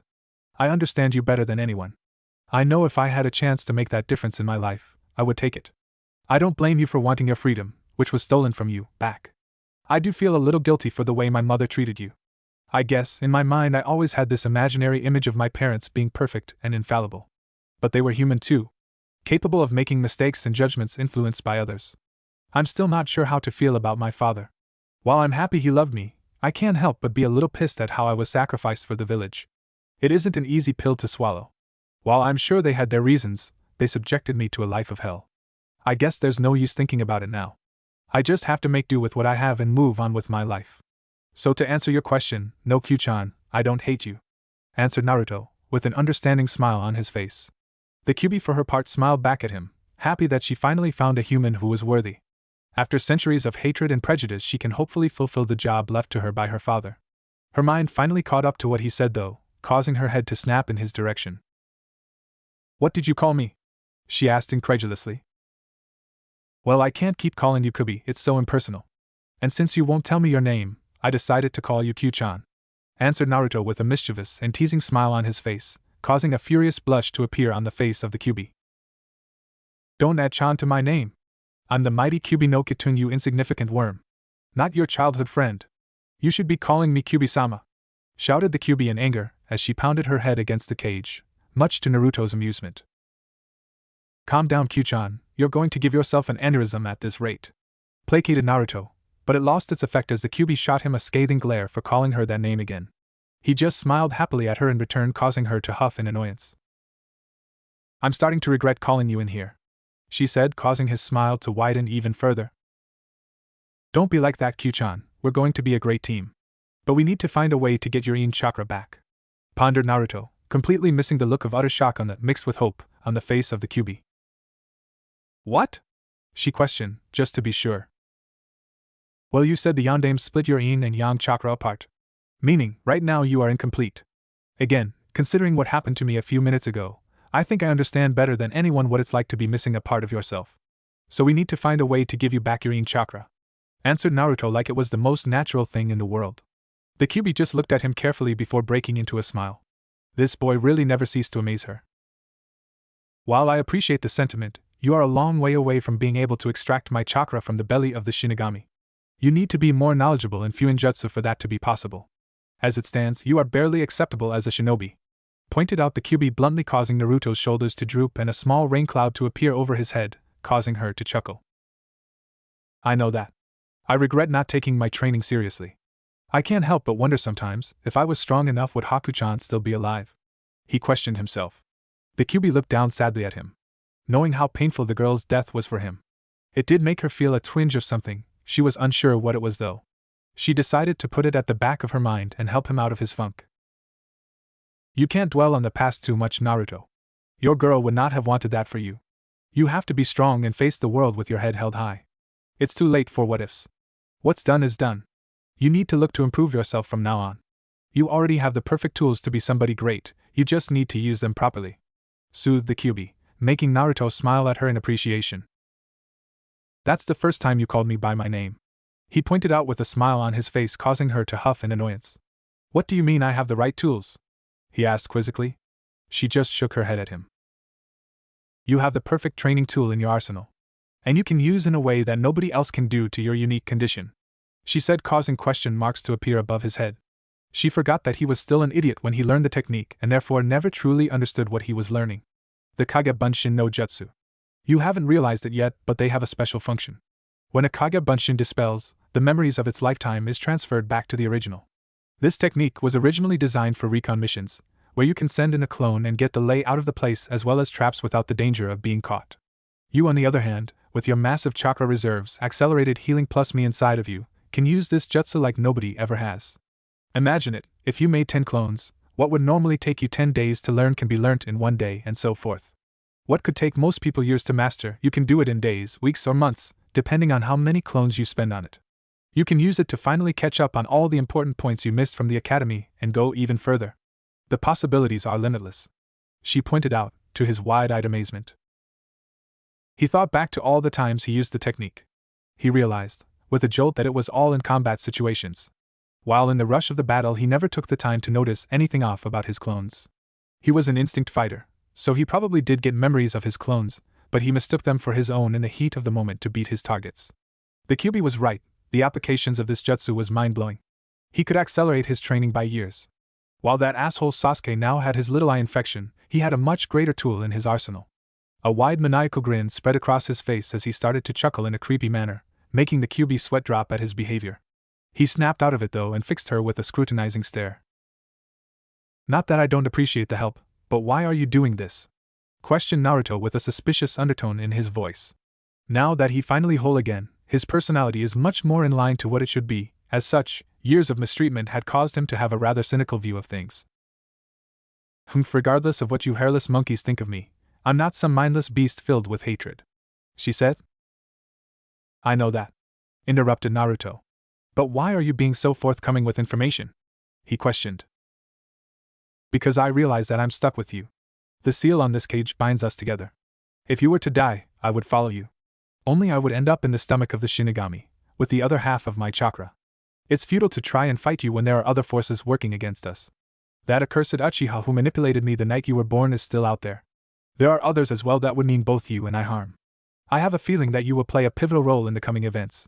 Plus, I can have my host be weak.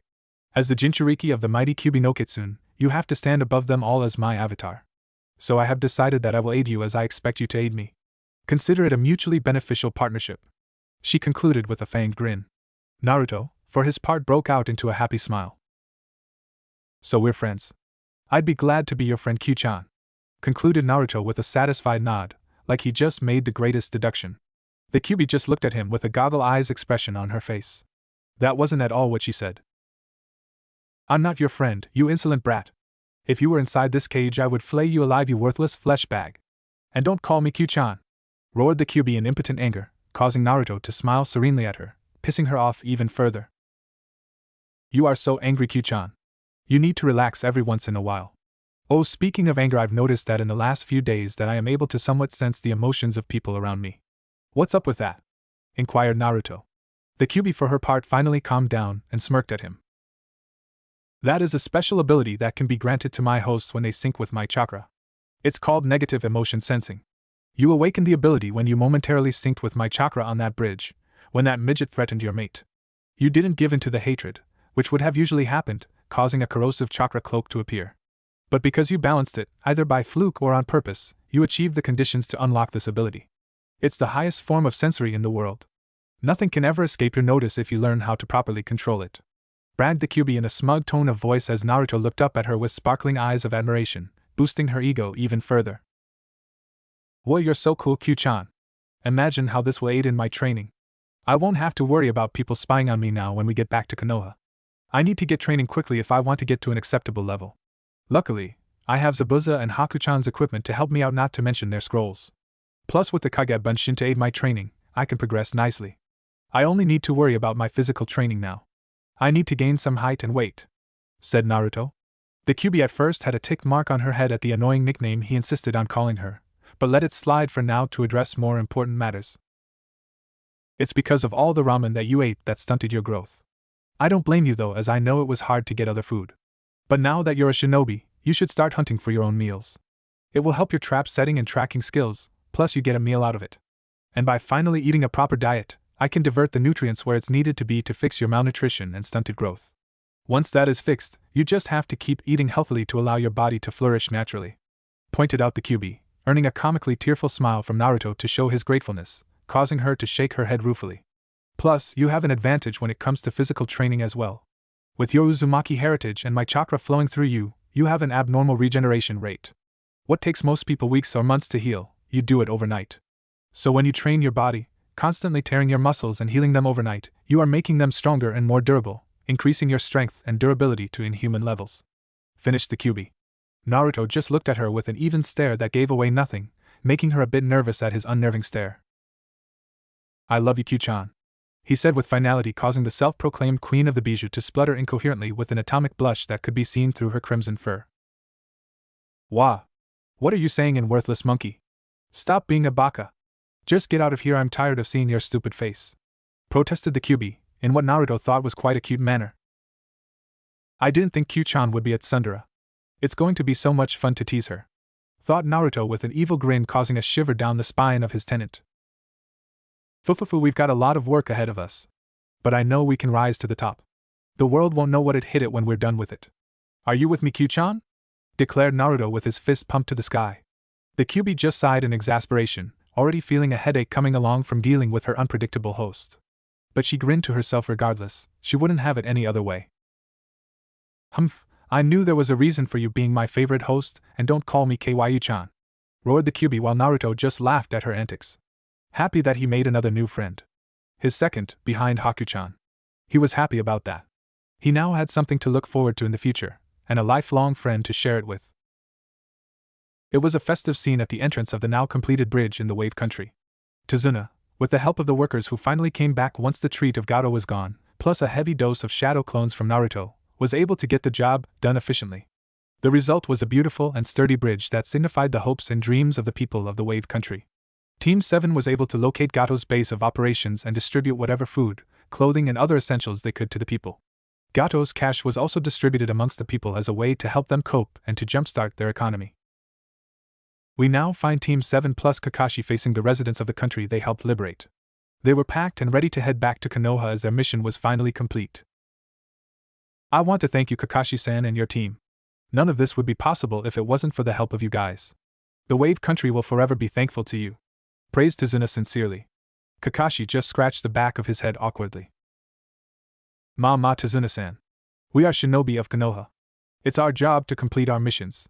Just be sure to send the proper amount to the Hokage for the revised ranking of the mission, answered Kakashi. Do you really have to go, Naruto Naiken? Asked the sobbing Inari as he clung to Naruto's pant leg. Naruto for his part just smiled wryly. Come on now, Inari. You're a big boy now, right? You protected your mom and your country. I know you'll do great in the future. I'll even try to come visit if my mission ever passed through here. replied Naruto with a gentle smile. Who knew that the whiny and moody little boy would open up to him in such a way? It made him happy to know that he could help others in such a way. As their final goodbyes were said, Team 7 finally set off for Konoha. There they go. We need to decide on the name of the bridge. I was thinking the super amazing Tazuna Bridge. What do you think? Queried Tazuna, earning deadpan stares from the people around him and causing his daughter to cover her face in embarrassment. The Great Naruto Bridge, that should be its name, said Inari, earning shouts of approval from the people. Tazuna himself couldn't argue with that, so he settled for a smile. Scene change. Team 7 were currently standing at attention in front of the Hokage as Kakashi gave the mission report. The journey back was an uncharacteristically quiet one as Naruto kept to himself for the most part. His teammates didn't care much about what was going on with him. Sakura was too lost in her fantasies of her precious Sasuke-kun, while said Avenger Wannabe was enjoying the thrill of his newly awakened Sharingan by constantly turning it on and off. Kakashi did keep a somewhat worried eye on them but decided to leave them be. After the report was done, the Hokage dismissed them but asked Naruto to stay behind. How are you feeling, Naruto-kun? Asked the aged leader delicately. He knew how painful it was to lose a loved one. It came as a surprise to him that Naruto fell in love with an enemy kunoichi, but he wasn't going to judge his surrogate grandson. He would do his best to comfort him, though. I'm doing better, Gigi. It was painful at first, but I tell myself that she would want me to live on. The pain is still there, but it helps me get through the day, answered Naruto with a sad smile. The Sandaime just nodded in understanding. Just now, Naruto-kun, if you ever need to talk, my door is always open, advised the Hokage. Naruto nodded his head in thanks.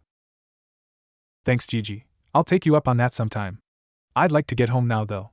It's been a long journey and I'm missing my place, answered Naruto. The Hokage just chuckled sympathetically and motioned to Naruto that he is allowed to leave. Scene change. I'm surprised you didn't blow up at him and demand answers. More importantly, I'm a bit shocked you can still speak to him in the same manner after knowing all he's hid from you and all the lies he's told you. The voice of the QB rang through his head as he put his backpack down immediately after getting home. It would accomplish nothing but revealing that I somehow know classified information to him. He won't tell me the truth even if I throw it in his face. Doing that will bring up questions about how I found out. It might lead them to interfering with your seal, and I don't want that. Rather just keep it to myself. If they can't trust me with that information, then I can't trust them with my information either. I'll just keep the status quo. He seems to be intent on keeping information about my parents and myself from me, in some strange method of protection that he's convinced himself is the only way. I just don't understand it, he supplied. The path to hell is paved with good intentions, they say, quipped the QB. Wow, Q-chan, you're quite the philosopher, aren't you? Teased Naruto. He could hear huff and annoyance in his mind. I thought you would be more mature now, but you really are an insufferable little brat, commented the QB in annoyance, causing Naruto to grin widely. You know you love me, Q-chan, declared Naruto. Keep telling yourself that, you impudent monkey, and for the last time stop calling me Kyu-chan. She argued for what felt the 100th time to her. Her container just had this annoying habit of getting under her fur. Anyway, we need to think up an efficient training schedule for me to follow, pondered Naruto. Don't ignore me, she protested. Shikyu-chan, I'm trying to plan here. We can deal with your womanly issues later, said Naruto, causing the QB to splutter incoherently in denial. We've got plenty to work with thanks to Zabuza and Haku-chan's hoarded stash, but we still need to branch out a little more. I'd like to find out my chakra nature. I have enough information on Futon and Suiton ninjutsu, so if I have any of those natures, I'm good to go. Zabuza also had a ton of Kenjutsu scrolls, plus with all the different blades he left behind, I can probably find one that fits, or I can melt some of them down and get a new blade forged. Luckily they are chakra-conductive metal, so it's a plus in my book, pondered Naruto. You also need to get your chakra control to an appropriate level. Even with you having done the tree walking exercise, your control is absolute shit. There is the water walking that you found in Zabuza's scrolls, not to mention the Kanai and Saban balancing exercise from your mate's scrolls, that should up your level. You can even combine some of those to increase the difficulty, therefore increasing the results. The tree hugger's granddaughter was said to have the greatest chakra control in the elemental nations. You should try and find some information about her training exercises, along with the exercises of the Irionin, as they usually need perfect control, suggested the QB. Wait, are you referring to Senju Tsunade, one of the legendary Sannin? I suppose I could ask Gigi, but I don't want him or one of his lackeys poking around my training. And I doubt the hospital will allow me to view their training methods. pointed out Naruto. The QB just face-palmed. Why the hell would you need permission? Are you a shinobi or not? Just sneak in and copy it down. If there was one thing your idiot self was good at, it was stealth and infiltration. Weren't you the brat that broke into the Hokage Tower and stole the Forbidden Scroll of Seal, one of the most valuable treasures of this village, without anybody finding out till much later on? You also seem to have forgotten that you pulled pranks on the major clans of this village, including the all-seeing Hyuga, as well as infiltrating and pranking the ANBU headquarters, a location that's supposed to be top secret to even the highest-ranked jounin, whilst wearing a fucking bright orange jumpsuit. It's only because of that one with the scar on his face that you were even caught most of the time, and that's because he was actively looking for you because you skipped class. Now that you are free to roam, for the most part, plus with the negative emotion sensing ability, so can get around easily without getting caught. Do the same with that Shiniobi library available. If they don't let you in, just sneak in and take what you want, argued the QB. Naruto just smiled to himself when he heard her praise, lost in the memories of some of his greatest triumphs. I guess I kinda forgot about that. I was so used to trying to be some kind of hero that I forgot what profession I'm in. They really should do something about that academy filling our heads with all those heroic tales of saving princesses and stuff, but now that you pointed it out, I can easily get in and out without getting caught. The Kagebunshin no Jutsu will be invaluable here. I can cause a diversion with a regular prank, pulling away the ANBU, and my clones can sneak in and copy down what I need for my training. Damn, that's a good plan, plus thanks to the new clothes I got from Zabuza's stash, it will be even easier when I blend it wearing all black. For this is going to be good. He chuckled menacingly. But first, I need to find out my chakra nature before so I can get a basis of what I need. Do you remember those squares of paper you can cross in their things? If I remember correctly, humans call that chakra paper. If you channel chakra through it, you find out your nature depending on the reaction. If it burns, your nature is fire. If it gets damp, your nature is water. If it crumbles, your nature is earth. If it crinkles, your nature is lightning. If it splits, your nature is wind, answered the QB. All she heard in response, though, was complete silence. Naruto was completely still as he processed her words. Is it wrong that I pictured you wearing glasses, with a pointer in your hand when you explained that? If you were human, I would probably picture you in some sexy teacher cosplay, commented Naruto, inciting a blush on the fur of his tenant. How do you even know this stuff? He queried. You forgot that I was sealed into two of the most powerful kunoichi that this pathetic village has ever seen, regardless of how much I hate them. Plus, they were both wives of the Hokage. I'm a treasure trove of information, my dear host. In fact, I think you should start referring to me as QB-sensei, she said pompously. Yeah, nice try, Q-chan, but no dice, he said, causing her to TSK in annoyance. Meanwhile, Naruto was rifling through his hoarded treasures before finally finding what he was looking for. Aha! Q-chan said to just channel chakra through it. Here goes nothing, he said before channeling as little chakra as he could through the paper, which meant a hell of a lot of chakra. The reaction was instantaneous as the paper split evenly down the middle before both sides were drenched in water. He also noticed that the edges were slightly crinkled. There was complete silence as they both contemplated their discovery. It seems that you have a very powerful futon and Suiton affinity. It's not surprising, as your father had a powerful wind nature, and the Uzumaki clan were famous for their powerful water nature. That little at the end, though, it seems that you have a minor lightning affinity. How peculiar, she commented. Are you just going to ignore the fact that I somehow have strong affinities to the elements, that I coincidentally happen to have a ton of jutsu scrolls on? Deadpan Naruto. Sometimes Lady Luck swings your way. When that happens, you have to pounce on her and fuck the shit out of her, answered the QB nonchalantly. Naruto, for his part, did a spit take. While no stranger to such crass language, having lived in the red light district of Konoha for most of his life. But to hear the most powerful being in existence spout such obscenities, it really takes one by surprise. I've spent enough time with the nice Nei-chans at the brothel to roughly translate that to mean something like, when things go your way, make the most of it. Right? Queried Naruto. Give the boy a prize. Now stop complaining, you have work to do. Put together a plan to allow us to pillage that shinobi library for what we need to whip you into shape. You should do that before hitting the hospital, as you may find the advanced chakra control exercises we are looking for in there. If we don't, then you can ransack the hospital. Also, you should get a lot of blank scrolls as well as some sealing scrolls. People will notice if stuff is missing. With the use of your clones, we can copy down whatever we need, then seal them away before getting the fuck out of there, advised the QB, before she remembered something. Did you just indirectly compare me to a whore? Good idea, Q-chan. That means I can hold off on the pranking diversion I was thinking up. Oh well, I'll keep it in the back pocket if I ever need it for a rainy day. I'll spend a few days scoping out the library first to get the general layout and security details, if any," responded Naruto, willfully ignoring her question, much to her annoyance. Scene change. It's been 3 days since Naruto returned to Konoha. In that time, Team 7 got back into the usual swing of things. Wasting 3 hours waiting for Kakashi-sensei in the morning, before doing a D-rank mission before ending their session with training, which amounted to teamwork drills. Naruto, for his part, went on with his life. There were a few subtle differences though. For one, he wasn't as loud or chatty as he used to be. His team didn't really question it as they were thankful for the quiet. He also stopped adding the chan suffix to Sakura's name, and stopped pestering her for dates. Again, she didn't really notice as she was too lost in Sasuke land. Same could be said about Sasuke. He was too lost in his thoughts of murdering his brother now that he finally unlocked his Sharingan to care about anything else. If Kakashi noticed, he didn't say anything. What his team didn't know was that Naruto had an army of clones constantly training in the most secluded training ground he could find.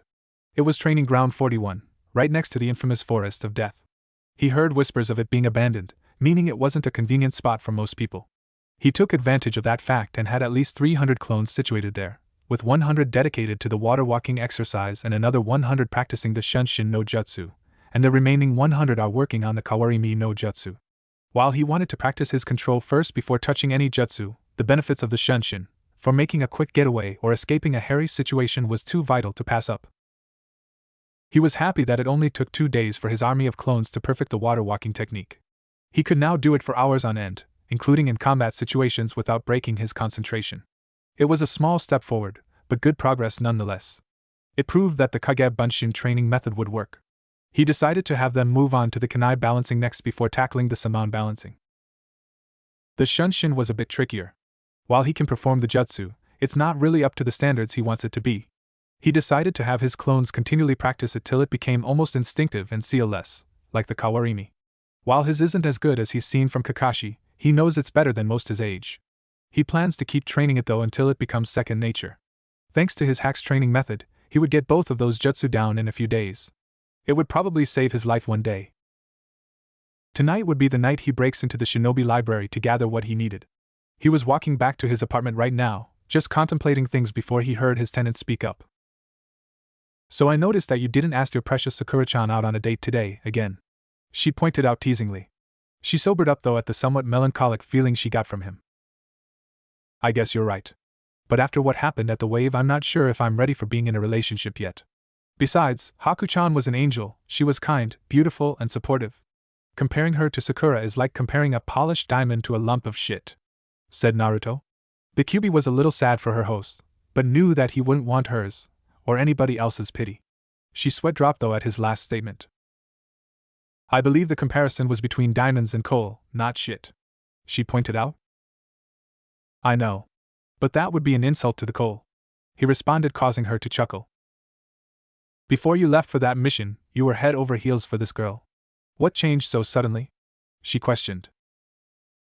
"Besides the fact that I experienced real love? Now that I'm whole again, my thinking is a bit clearer, and I can recognize that I latched onto Sakura, almost instinctively as a way to get attention. Before the wave mission, I didn't even know what love felt like. It was Haku-chan that taught me. During the academy, I just emulated what I saw from most civilians. As the loudest and most popular girl in the academy, I think I felt that if I brought her onto my side, that would mean I would be acknowledged, not just by her but her followers as well.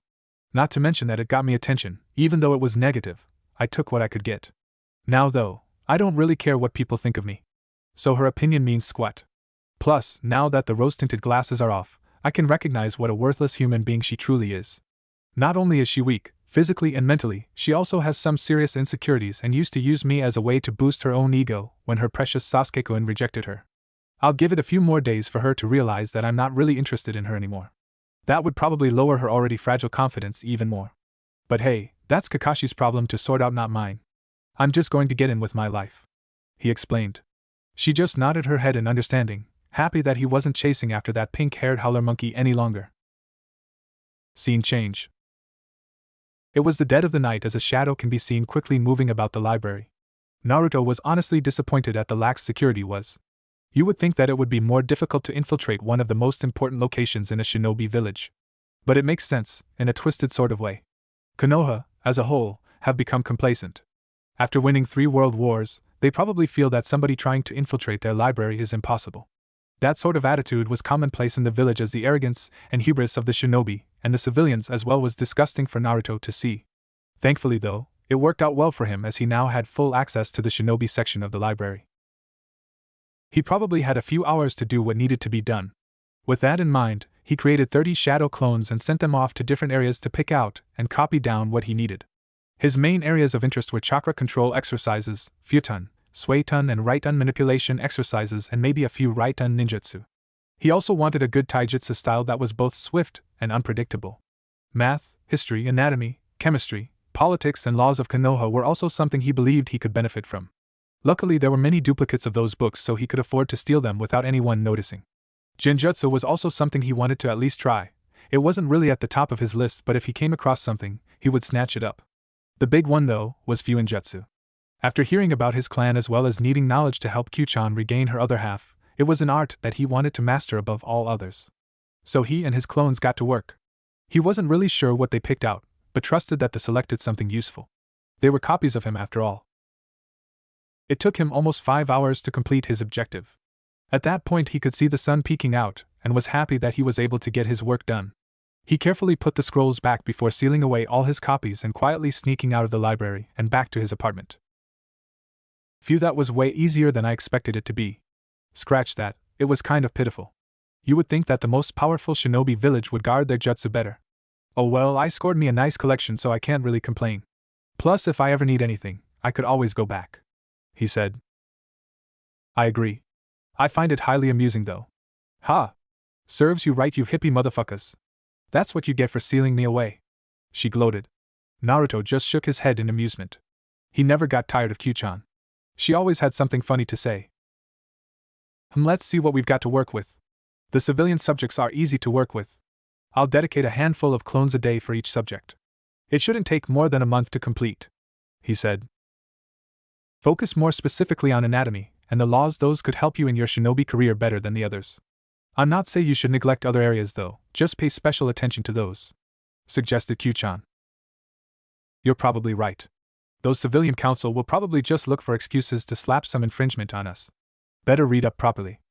Chakra control water gliding. Haven't really tried that, sounds cool though. I already have info on most of these, balancing kunai and samban on the tips of each finger. Ouch, sounds painful. Thank the sage for shadow clones. Separating and organizing different colored powders on each hand using chakra. That sounds a bit tough. Nothing I can't do if I put my mind to it though," said Naruto happily. Now that he has a lead, he can take things from there. Oh, here's the training methods for elemental jutsu. For wind, you have to cut a leaf in half with your chakra. Then you have to split a fucking waterfall. Who the hell comes up with this stuff? Water seems fairly straightforward, trying to drench regular paper with water using your chakra. Creating whirlpools of varying sizes. Head doesn't sound too bad. For lightning, I have to light up a light bulb with lightning-natured chakra. Wow, that's going to be expensive. Fuck it, I'll steal them if I have to," he said, causing his tenant to sweat drop. "Hey! Why did they copy down futon jutsus? I already some of those. What's this? Vacuum manipulation, how interesting," he whispered, lost in thought about what he just read. It was an intriguing branch of wind manipulation. He knew he would have to get to that level. Ooh. They actually did manage to find a genjutsu. It seems like it takes a lot of chakra, but that's right up my alley. Once I get my control up, I can start practicing it. Ha! It would be a real surprise for me to pull out, especially since everyone said I had no talent for genjutsu. He smirked. He always thought genjutsu were cool, but could never pull them off. Now though, he would at least get one. "I will also teach you one of my illusionary techniques. Even though I'm just a mass of chakra and not a real fox, I still take characteristics from them. Foxes are naturally tricksters, so illusions are right up my alley. Using my chakra, you can form the basis of one of my favorite illusions," she suggested. Wow, thanks Q-chan. But I think it might be a bit of a problem.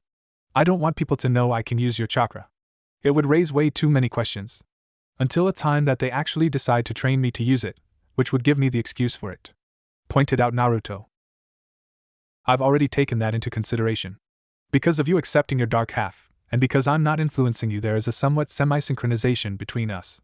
The seal still prevents full synchronization, but if you were to call up my chakra, it would be a lot purer than what most people would expect. It won't have any negative effects that a regular chakra shroud would have had on you either. It also won't be red and won't give off the feeling of malevolence, unless you want it to, that is. So you can easily disguise its use. She informed him. Sweet. That makes things a lot easier. But I don't want to rely on your chakra for now. I want to raise my own power first. Maybe in a year or two we can find how well we can sync. For now, though, it will be a trump card to use in the worst case scenario, he suggested. She just nodded her head in understanding. As I suspected, taijutsu will be a bit of a problem. Although using weights and resistance seals will hone my body to the max, if I can't find the right style to allow me to use my body, it would be a waste. The Goken looks good but a bit too rigid for my tastes. I want something more unpredictable, he bemoaned while scratching his head in frustration. Why don't you just create your own unique style? It won't be too hard if you know your body well enough. You can use another style as a base, and then expand from there, suggested the QB. I could kiss you right now, Q-chan. You're a genius, he proclaimed, much to the embarrassment of his tenant. Shut up. Stop saying embarrassing things like that, you bastard, she shouted while blushing profusely. Fufu, you're so cute sometime, Q-chan. Anyway, there seems to be some pretty useful non-elemental ninjutsu here. The Shuriken Kage Bunshin no Jutsu and the Bunshin Daibakuha are really great supplementary jutsu to have. I think I can learn them pretty quickly thanks to my familiarity with the Kage Bunshin no Jutsu, which I'm assuming is jutsu those two are based off. For some reason, my clones also wrote down the hand seals for the Kuchios no Jutsu. I don't have a contract with any summons, so it's a bit pointless. Actually, I believe I can help you with that. Just learn the hand seals and I'll tell you why a little later, said the QB cryptically. Okay, I want to get really far in the Fuinjutsu training though. Luckily, we've got a lot of volumes to work with here. I want to at least be at an intermediate level, or above in the next few months. As for Kenjutsu, I need to find a blacksmith who isn't biased in this damn village to forge me a sword. I even have a basic design in my head. That will be for later though. I want to get the katas down first, he said. That's all well and good. But we need to address a far more serious issue first, said the QB, in a rare serious tone of voice. Naruto too got a serious look on his face at the tone of his friend. What is it? He questioned. I refuse to allow you to wear that hideous jumpsuit any longer, she declared, causing him to face plant. What the hell, Q-chan? I thought you had a serious issue to discuss, he protested. This is serious. As a woman, with a keen sense of style, your jumpsuit is an affront to all things good in this world. I will not allow my container to wear such ugly apparel any longer. You found quite a bit of clothes in that hideout. I'm sure we can put together something that looks good, she said. Naruto looked at his jumpsuit lying on his bed and sweat dropped. Maybe Q-chan has a point, he thought. He unsealed the clothes he'd pick up from Zabuza's hideout. There was quite a bit, and he realized that some of them weren't even his size. He probably just scavenged it from whoever he killed. He picked out a few pieces of clothing and asked his tenant's opinion. What do you think, Q-chan? He questioned. Not bad. It provides a lot of freedom of movement, plus it can blend in if needed. Not to mention, I think traditional clothes would look better on you. It would also be a bit more stylish if you left one side to hang loose. If you had a nice sash around your waist, it would complete the look. The snowflakes at the bottom are also a nice tribute to your mate. It also helps that there are a few pairs of this outfit. Don't start wearing it before you're far enough in Fuinjutsu though. You can add durability, self-repair and self-cleaning seals to it to ensure it never takes lasting damage, she advised. Thanks, Q-chan. I'm kind of excited to wear it now. It looks cool. You think maybe I should grow my hair out? He inquired. I think that could work. Maybe somewhere at shoulder length. If your hair is a little shaggy, it would go great with the outfit, she told him. Sweet. Anyway, I should get a few hours of sleep before I need to meet up with my team. I'll send a few hundred clones to get my training started from then on. It's straight to the top, he said with a yawn, before letting himself hit his bed with a fall, drifting off to sleep pretty quickly. The QB just shook her head exasperatedly, before drifting off to La La Land herself, dreaming about catching delicious rabbits. It's been a little over 5 months since the events of the Wave mission, and the dynamics of Team 7 have noticeably changed. While they would never be accused of being a team that shared strong bonds and camaraderie, they had something that kept them functioning, albeit barely. However, since the debacle at the Wave, Kakashi noticed that his team were on the fringes of capitulation. The relationship they once shared, as carried over from their days in the academy, was an unhealthy one. But it allowed them to get by as a team for the most part. The linchpin of it was Naruto. His burning desire to prove himself to be just as good, if not better, than Sasuke, and Sasuke always being one step ahead of him was the cornerstone of the team, pushing them both to be better, whilst also maintaining Sasuke's fragile ego. Naruto's obsession with Sakura was also something that helped the girl with her insecurities. She needed his constant validation to stroke her ego, and the power she perceived she had when constantly turning him down and berating him was what kept her confidence going. However, since that fateful mission, Kakashi realized that Naruto had changed. It wasn't anything glaring at first. Sure, he kept to himself a lot more, but Kakashi just chalked that up to the traumatic experience he suffered. But over time, the changes became far more obvious. He was a lot calmer for the most part. He also moved much more swiftly and gracefully as opposed to how he clumsily stumbled about before. His posture was straighter, and he exuded a silent confidence about him. He also isn't as temperamental as he used to be. Whereas before, when Sasuke would complete a task or show off his training results, he would send a mocking smirk to Naruto who would then blow up and make a fool of himself. Now though, Naruto would just smile kindly and congratulate him, in a manner so sincere it came off as condescending. It pissed Sasuke off because he couldn't get a reaction out of the dope. The more concerning factor though was Sakura. Usually after missions and training are done, when she would pester Sasuke for a date, after which he would coldly turn her down, damaging her self-esteem. Naruto would swoop in and ask her for a date, boosting her confidence in herself, after which she turned him down quite emphatically, sometimes to the point of being abusive. Recently, however, after having Sasuke turn her down, she would turn to Naruto in preparation for turning his date offer down, only to see him walking away without a care in the world. It seemed without Naruto following her around like a lost puppy whilst simultaneously moonlighting as her punching bag, she started calling her own self-worth into question. Without the constant validation to her ego, he could see her breaking down. She still tried to keep up her tough attitude, but both of her teammates ignored her for the most part when she threw some tantrum or the other. It was concerning for Kakashi. While Naruto was polite to his teammates and gave no problems during missions, his actions, or lack thereof, have strained the fragile team dynamics. He can't really blame the blonde either, as with what happened, it seemed that he was finally maturing as a person while his other two students were still stuck trying to ride the coattails of their academy success. Kakashi thought about trying to talk to Naruto about it, but realized how stupid it would sound to tell someone to go back to being verbally and physically abused just to appease his teammates. That would make him a hypocrite. He also noticed that the blonde had a bit of a growth spurt in the last few months. He was now quite tall for his age, just a few inches taller than Sasuke in fact, whereas before he was the shortest in his graduating class, girls included. His teammates didn't seem to notice this, which was a bit disappointing in terms of their observation skills. He would need to do something about that. His sharp eyes also caught the tightly compressed muscles under the orange jumpsuit, which was getting smaller and smaller on his frame as the days went by. He realized that Naruto was doing his own training, and couldn't really begrudge him this as he took a more hands-off approach to his students. He reported it to the Sandaime though, as one may never be too sure. He just waved it off though, as it isn't a crime to train and improve yourself. As he pondered more on the precarious situation of his team, he was unsure how to proceed. He had them constantly doing teamwork drills, but even that only went so far. He knew that the Chunin exams were coming up. Luckily this year they would be hosted in Konoha. Maybe a live combat situation like the exams provide is what's needed to galvanize them. He knew that Sasuke and Naruto would be able to handle themselves fine. They would also pull Sakura forward, even if only for the sake of passing. The idea was looking more and more appealing to him. As someone who grew up during a war, he knew better than anyone that those situations are what can make or break a shinobi's career. He would have to put his faith in his team and hope they make it out with a stronger bond. Scene change. As Kakashi was thinking about the blonde Enigma of his team, said Enigma can be found in his apartment looking forlornly at the collection of items, all piled up into a metal drum. He was having flashbacks of his life about him running from angry shop owners, angry teachers, angry NBU, angry Hyugas. Come to think of it, he made a lot of people angry. Oh well, he was never one to dwell on the small stuff. He brought attention back to the somewhat archaic ritual he seemed to be partaking in. He quietly closed his eyes and took a moment of silence to bid farewell to an old friend. Oh come on! This is ridiculous! They are just a bunch of ugly orange jumpsuits for fuck's sake! Screamed Naruto's tenant, whom he affectionately refers to as Q-chan.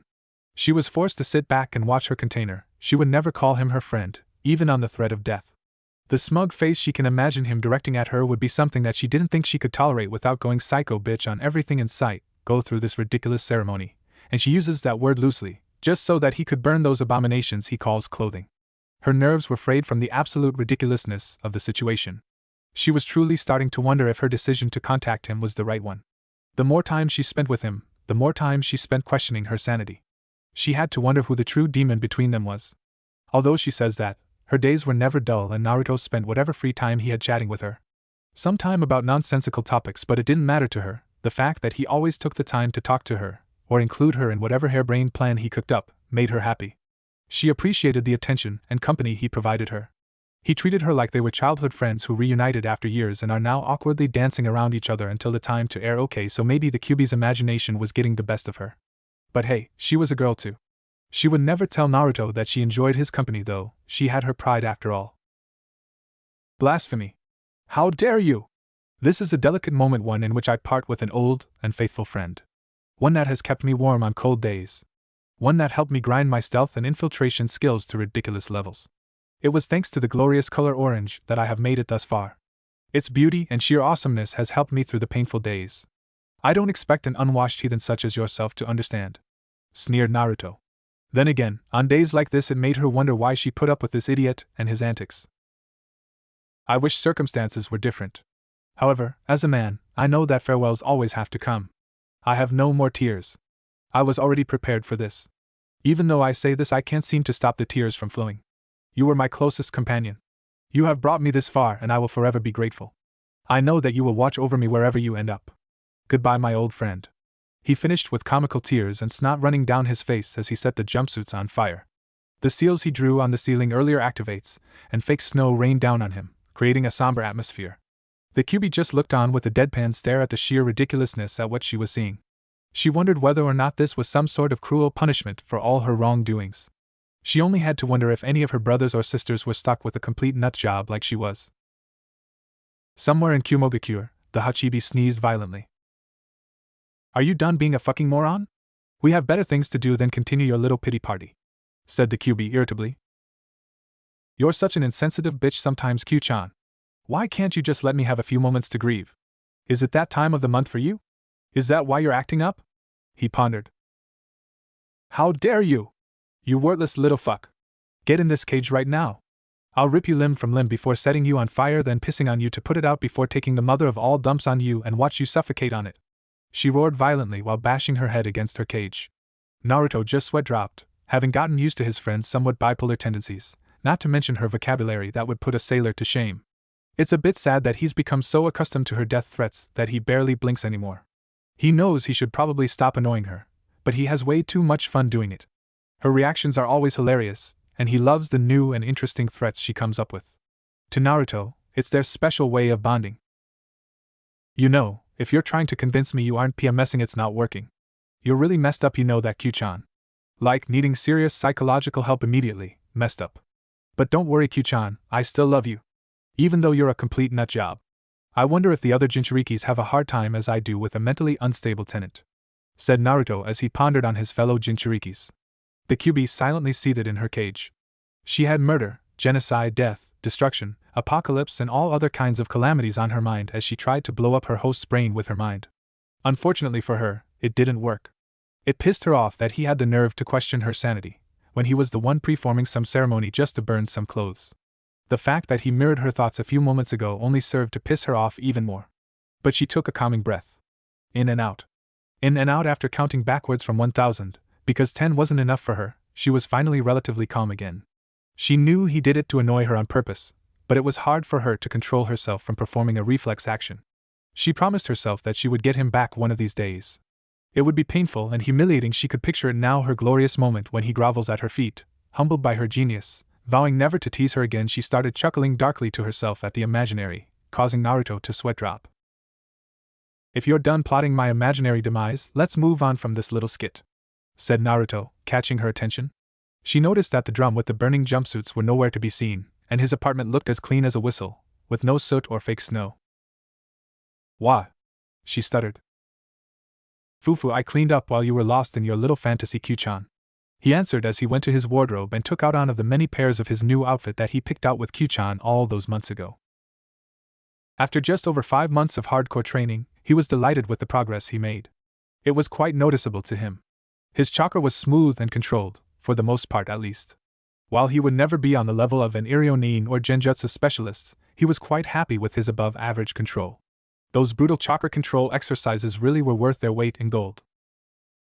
His ninjutsu, as expected, was one of the areas that yielded the most results. He was always more inclined towards the art due to his large chakra reserves. He mastered all of the elemental manipulation exercises for his elements.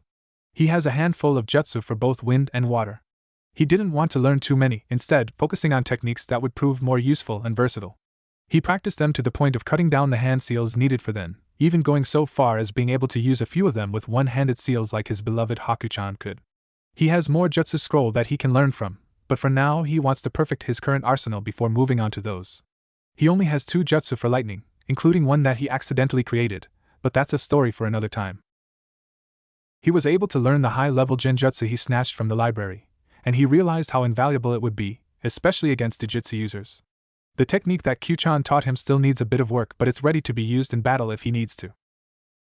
His kenjutsu was something progressed in relatively nicely.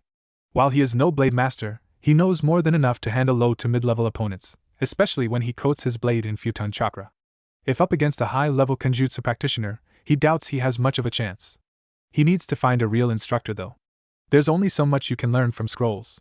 He got lucky one day when traveling merchants came to Konoha about 2 months ago. There was a reputable blacksmith amongst them, and with a nice cash payment Naruto was able to convince the man to melt down a few blades made from chakra-conductive metal that Naruto provided him to forge him a sword that he designed with the help of Q-chan. He was delighted with the finished product. He took Q-chan's advice concerning his taijutsu and designed his own style. It uses the Goken as its base but incorporates more flexibility and unpredictable movements in the style. It's not perfect by any means, but it's not far off either. He's quite proud of it. His training with weights helped quite a bit as well. His body is now built of solidly compressed muscles, perfect for speed and power. His greatest achievement though, and the one he is happiest about, is his progress in Fuinjutsu. Naruto was always good with his hands, evidenced by his skill in gardening. His dexterity was always something that he was proud of. What most people didn't know was that, as a result of his constant pranks involving painting and writing coupled with his dexterity, his calligraphy skills were surprisingly good. It didn't take much more work to get him up to exceptional levels with the help of his clones. His Uzumaki heritage really came to the fore when it came to sealing. What was incomprehensible gibberish to most people was like a simple puzzle for Naruto to put together. It was like a unique language that only a few people had the aptitude for. He took to it like a fish to water and progressed at an alarming rate. From simple storage seals to explosive seals, his personal favorite, security seals for his apartment, containment seals, gravity and resistance seals, that he used to replace his training weights, to the durability, self-repair and self-cleaning seals for his clothes and furniture along with a few other more archaic seals. While he would never claim to be a master of the level of somebody like Uzumaki Mito, he knew that in a few years, he could reach that level. He knew that maybe with the exception of Jiraiya, he was probably the best at Fuinjutsu in Konoha. It amazed him that people took such an invaluable art for granted. Oh well, it's their loss. He knew that he shouldn't get complacent though, and practiced his skills on a daily basis to keep them sharp. He took care not to reveal any of his progress to his team though. He didn't want them or the civilian council or the Hokage breathing down his neck. He knew that Kakashi probably noticed his body changing, but so far hasn't called him out on it. He knew though that a week from now, a big event is taking place. The Chunin exams. How he knows this is answered by a little side project that he undertook. After the success of sneaking into the Konoha library, what should be one of the most secure locations in the village, he decided to take advantage of his godly stealth and infiltration skills as well as his unmatchable sensory ability, to create his own spy network. He created a small army of clones and had them sneak into key locations and hide under a henge, like the homes of the civilian council members, the Jounin Lounge, ANBU HQ, popular shinobi bars and a few other places that could yield useful information. It may have been bordering on treason, but with as many people in this village that have it out for him, he wasn't going to take any chances. Not only did he receive valuable information, but he also hit the jackpot in terms of blackmail material. He has plenty of dirt on the influential people, mostly civilians, in the village. Whether it's affairs, backrooms deals, drug trafficking or other questionable activities. He had enough leverage to make people's lives very miserable if they choose to target him. After donning his new outfit, much to the pleasure of the QB, who complimented him on how good he looked, he made his way to the bridge his team usually meets at. If he knows Kakashi well enough, he knows that the lazy bastard will nominate his team for the exam as a sink or swim kind of test. Scene change. It's just a few minutes past 9 in the morning and we find the more problematic members of Team 7 waiting at their regular meeting spot. They were far from happy though. Kakashi-sensei asked them to meet him at 7 in the morning, almost 2 hours ago. Even though they should have been used to his tardiness, it still irks them deeply. So now they are standing around, fidgeting restlessly, whilst waiting for him to show up. What annoyed them even more is that the other member of their team hasn't shown up yet either. Sasuke didn't care much about the dobe, but his attitude lately didn't sit right with the last loyal Uchiha. Normally he could rile Naruto up for his amusement, but the last few months, the dobe hasn't been reacting at all. In fact, he just directed those calm smiles at him, like he was dealing with some insolent child who was throwing a temper tantrum. It pissed Sasuke off greatly. Those looks of pity mixed with condescension made him want to set the annoying blonde on fire. He vowed to put the idiot in his place one of these days. Sakura was at a loss. For years she had been trying to get that annoying blonde off her back. In her mind, he was an obstacle standing in the way of her and her true love, Sasuke-kun. So when he stopped pestering her for dates, she took it as a sign from above that things were finally going her way. And now that Naruto Baka was out of the picture, her Sasuke-kun will see how womanly she is and return her love. That didn't happen. In fact, nothing else changed. Sasuke-kun still coldly rejected her every day. However, out of habit, when she turned to Naruto Baka to reject his advances, she would see him casually walking away from her. At first it annoyed her that she didn't have a target to vent her frustrations on. But as the months went by, and the pattern carried on, she began to question herself. Constant rejections from her true love coupled with the dead last Naruto, who has been chasing after her your years like an eager puppy, losing interest in her made her question her worth. She now honestly missed the attention that he used to give her. His unrelenting pursuit of her made her feel special, and she honestly didn't know how to react to him completely losing interest in her. She also started to see a noticeable gap between her and her two teammates. Naruto and Sasuke-kun were frontline fighters, and she was honestly unsure what she brought to this team. She neglected her training for years, and now she's stuck. She started to wonder whether she made a mistake rejecting Naruto all those times. No! I can't think like that. Sasuke-kun is my one and only. He will definitely notice me soon. Naruto Baka will come crawling back to me any day now, thought Sakura. Clearly she was delusional. Good morning, team, greeted the placid voice of their wayward teammate. Even after all these months, it's hard for them to get used to him not shouting everything. His voice even sounded different. It was much smoother and had a velvety quality to it. If Sakura was honest with herself, it was quite sexy to listen to, but knowing it was Naruto totally turned her off. She turned to berate the blonde idiot for being late, when her breath caught in her throat.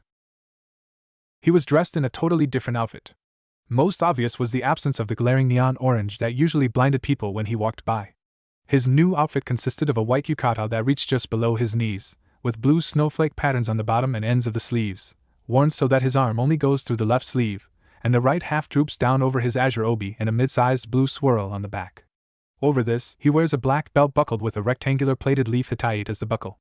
Underneath, he wears a black, orange-lined high-collar shirt with a popped collar and black pants. He also wears knee-high black boots, buckled at the top and above his foot, which appear to add about half an inch to his height, and think Sakata Jintoki's outfit minus the sword plus the few design changes I mentioned, . Now that his hitite wasn't holding his hair back, she noticed that it was much longer than it usually was. Whereas before it was spiky, now that he grew it to reach his shoulders, it looked a lot shaggier. It still had a semi-spiky quality towards the top and back, but the front was a lot smoother. He had long bangs that covered his forehead, with a longer portion falling just between his eyes, with two long chin-length bangs framing his face. It was a bit longer in the back, and she noticed that he could pull it into a small ponytail if he wanted to, / and, for a visual, think of Natsu Dragneel's hair from the 1 year time skip after the Tartarus arc but blonde / She also noticed that he was taller, at least a few inches above Sasuke without the added height the boots gave him. When they graduated from the academy, he was shorter than her. And she may have imagined it, but those whisker-like marks on his cheeks looked a little lighter. It was still very noticeable, but they looked thinner than before. She felt her cheeks heat up. He looked good. He looked really good. Sakura felt a little drool escape the corner of her mouth. It was incomprehensible that the knucklehead blonde got this good looking without her even noticing. If he looked like this when he pestered her for dates, she might have been inclined to agree. She slapped her cheeks roughly, snapping her out of her daze. She needed to remind herself that she only loves her Sasuke-kun. Cha! That blonde looks delicious. Fuck that emo bastard, I would much rather take a ride on Blondie's D-. She quickly cut off the thoughts of Inner before she could finish that sentence, blushing furiously. She needed to get a hold of herself. Odobe, what's with the clothes? Questioned Emo McBroodypants in a sooty tone of voice. Yen Naruto Baka. Are you trying to look cool like Sasuke-kun? It won't make me go on a date with you, she screeched. Her long ingrained fangirl tendencies immediately kicked in after hearing Sasuke's voice, much to the annoyance of Inner.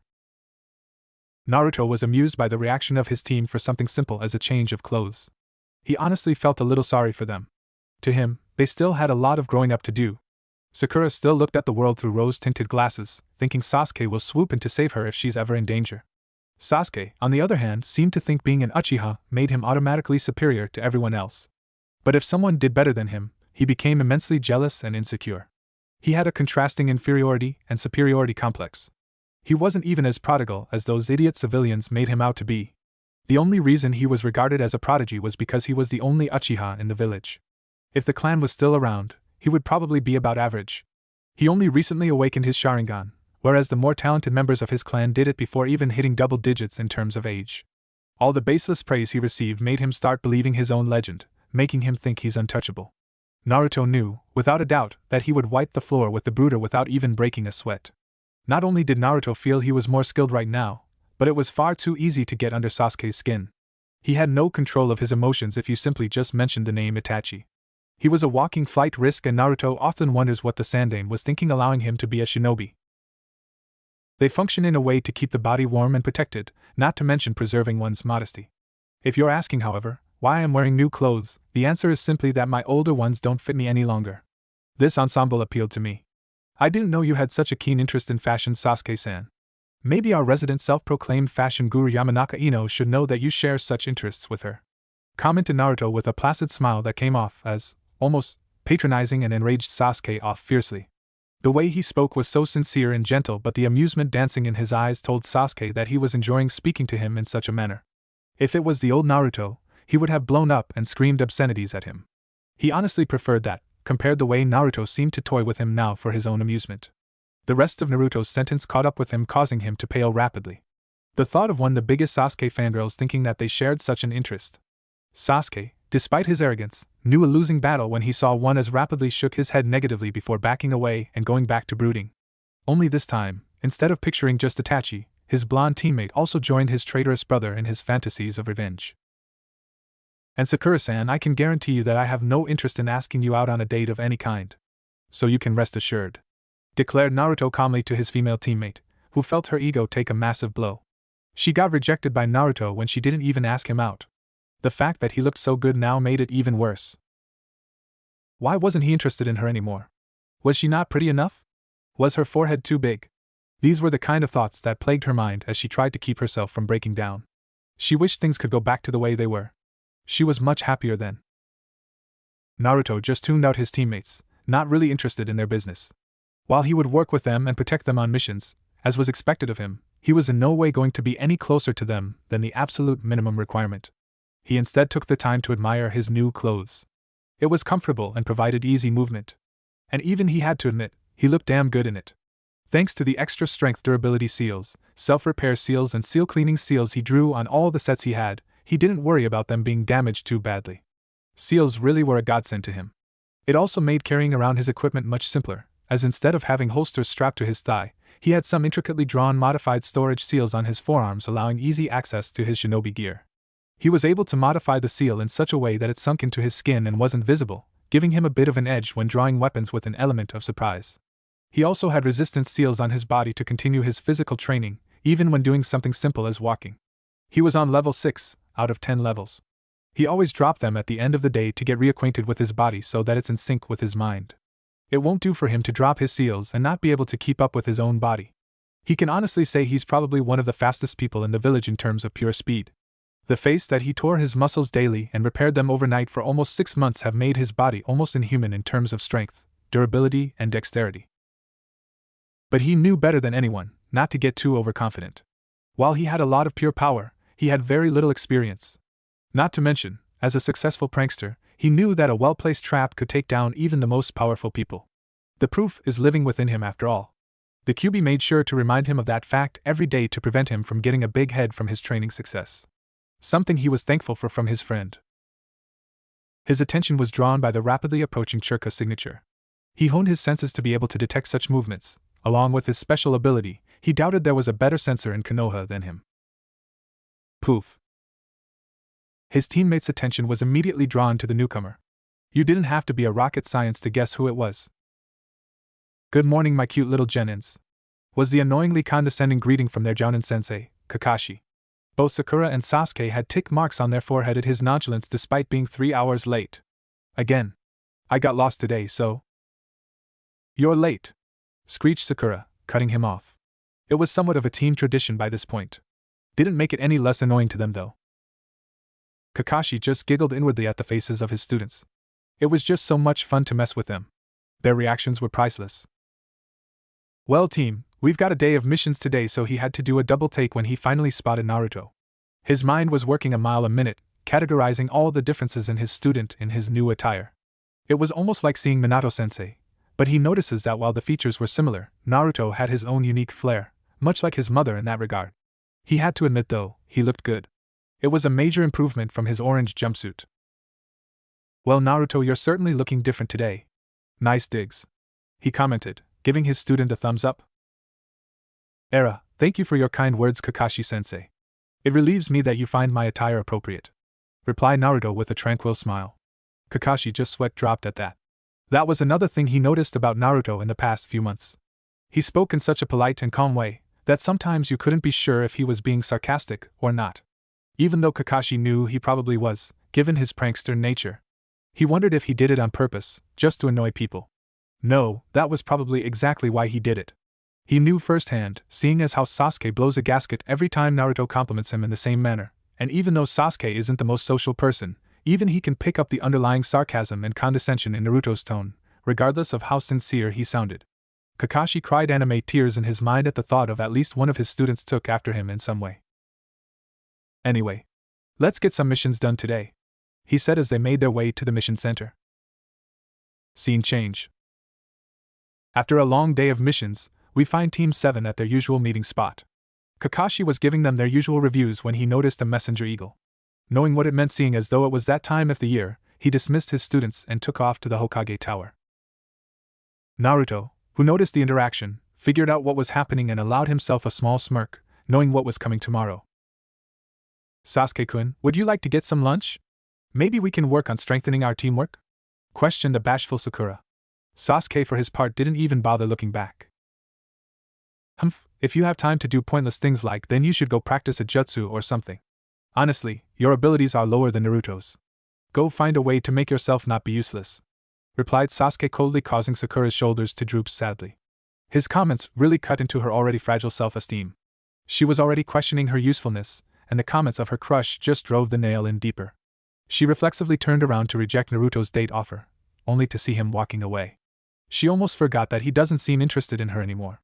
Her reactions to him were honed for years that she sometimes does it instinctively. It still hurt, though, to see him not bother to try and cheer her up, when he did it constantly before. Naruto, for his part, was taking a casual stroll through the village, completely ignoring the glares sent his way, along with the few curious and lustful stares that made him shiver a little. He sweat dropped, though, when he noticed the square rock that seemed to be tailing him. It was a horrible disguise, and he knew only one person who would use something like that. He turned around with a deadpan look in his eyes as he spoke to the rock. Konohamaru, what are you doing? He asked.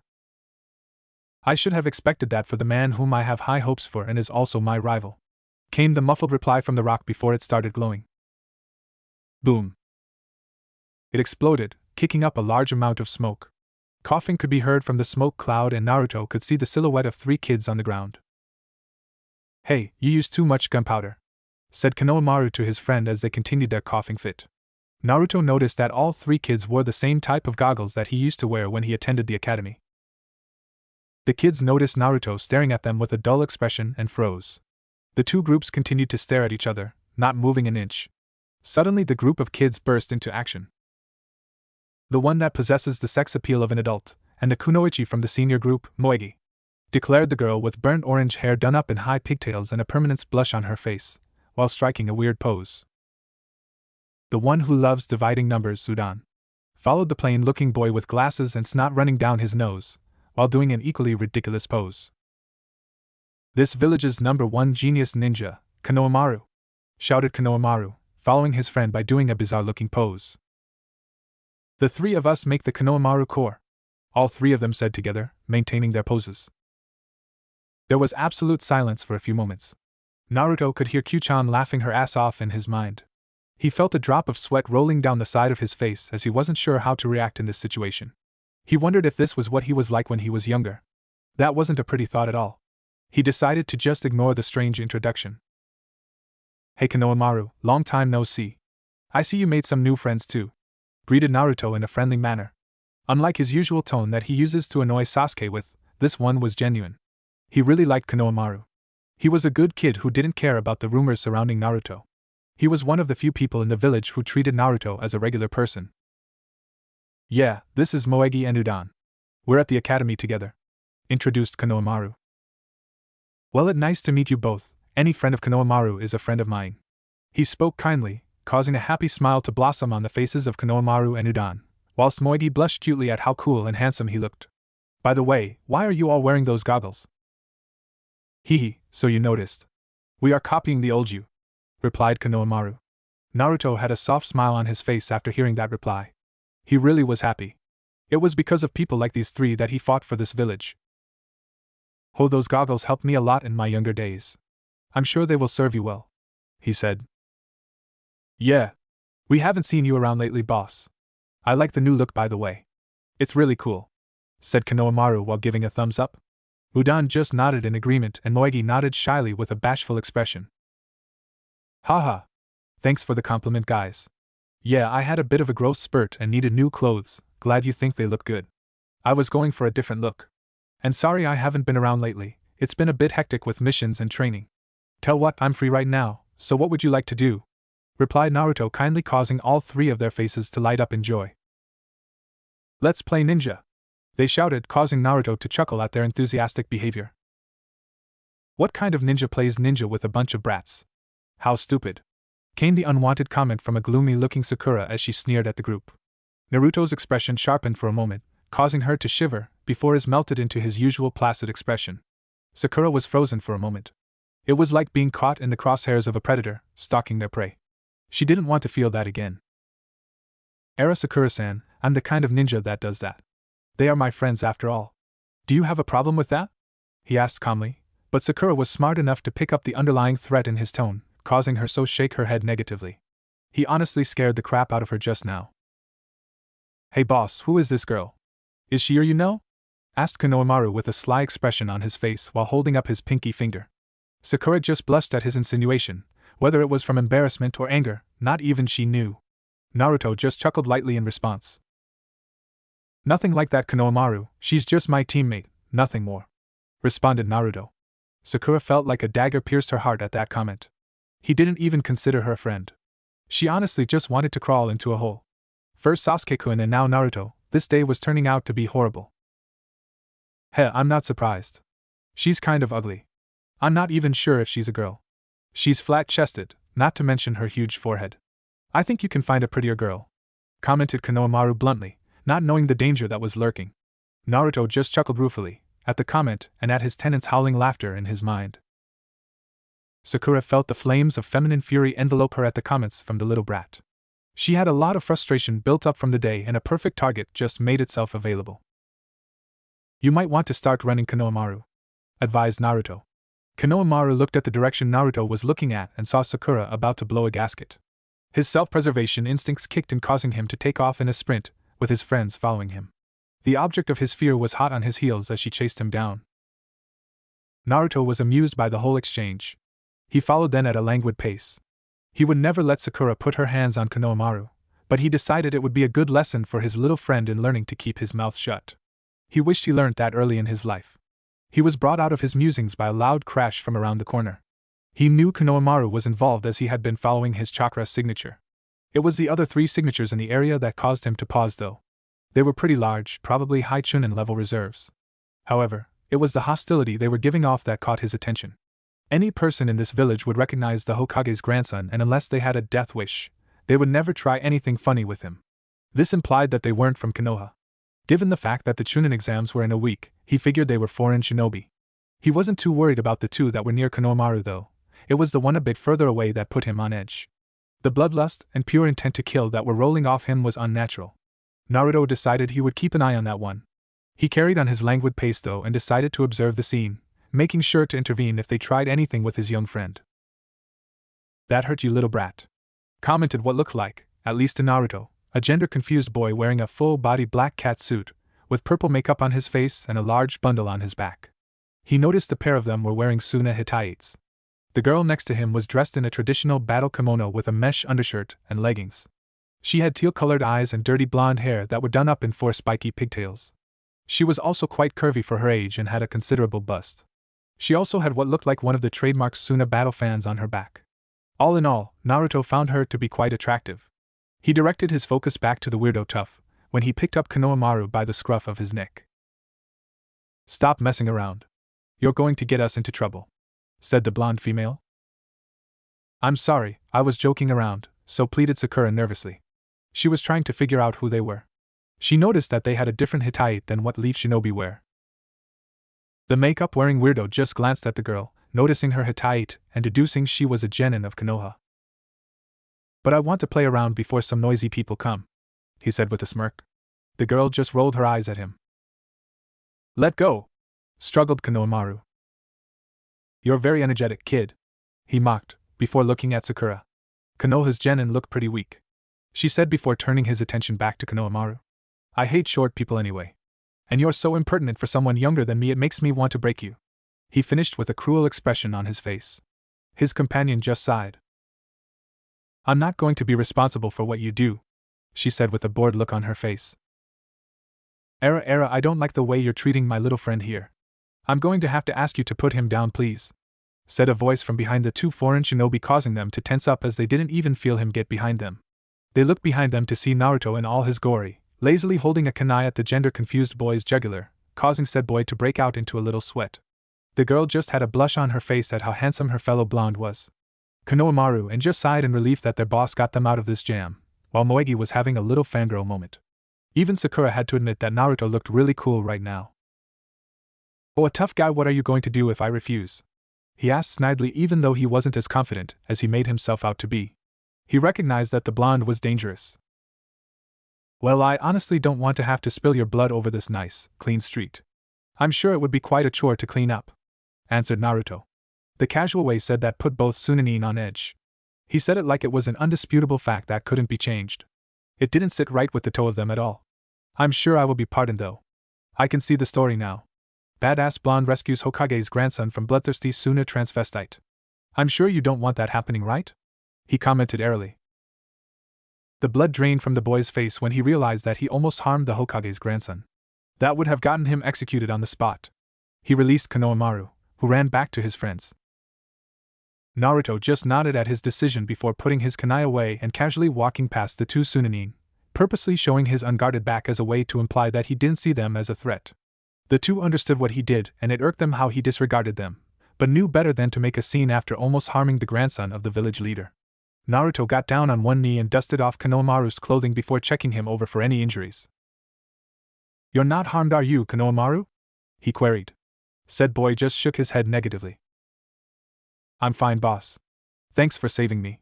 Naruto just smiled gently and ruffled his hair playfully, causing the boy to beam up at him happily. The blonde Sunanin just cooed at the cute scene. Not only was the guy strong and kind, but he was good with kids too. So far he seemed like the perfect package. After finishing his check on his friend, Naruto got up and faced the Sunanin. He had a friendly expression on his face that spoke of no underlying motives, and that was something that unnerved them a bit. It's not often one sees foreign shinobi in the village. However, considering the Chunin exams that are coming up, it is understandable. "My name is Uzumaki Naruto, genin of Konoha. Would it be too much trouble to ask the names of our guests?" inquired Naruto politely. Sakura was just confused at the mention of the Chunin exams. "My name is Temari, and this is my brother Kankuro," answered the blonde girl, now identified as Temari. Kankuro just grunted in dissatisfaction. "Temari. What a beautiful name for a beautiful desert flower.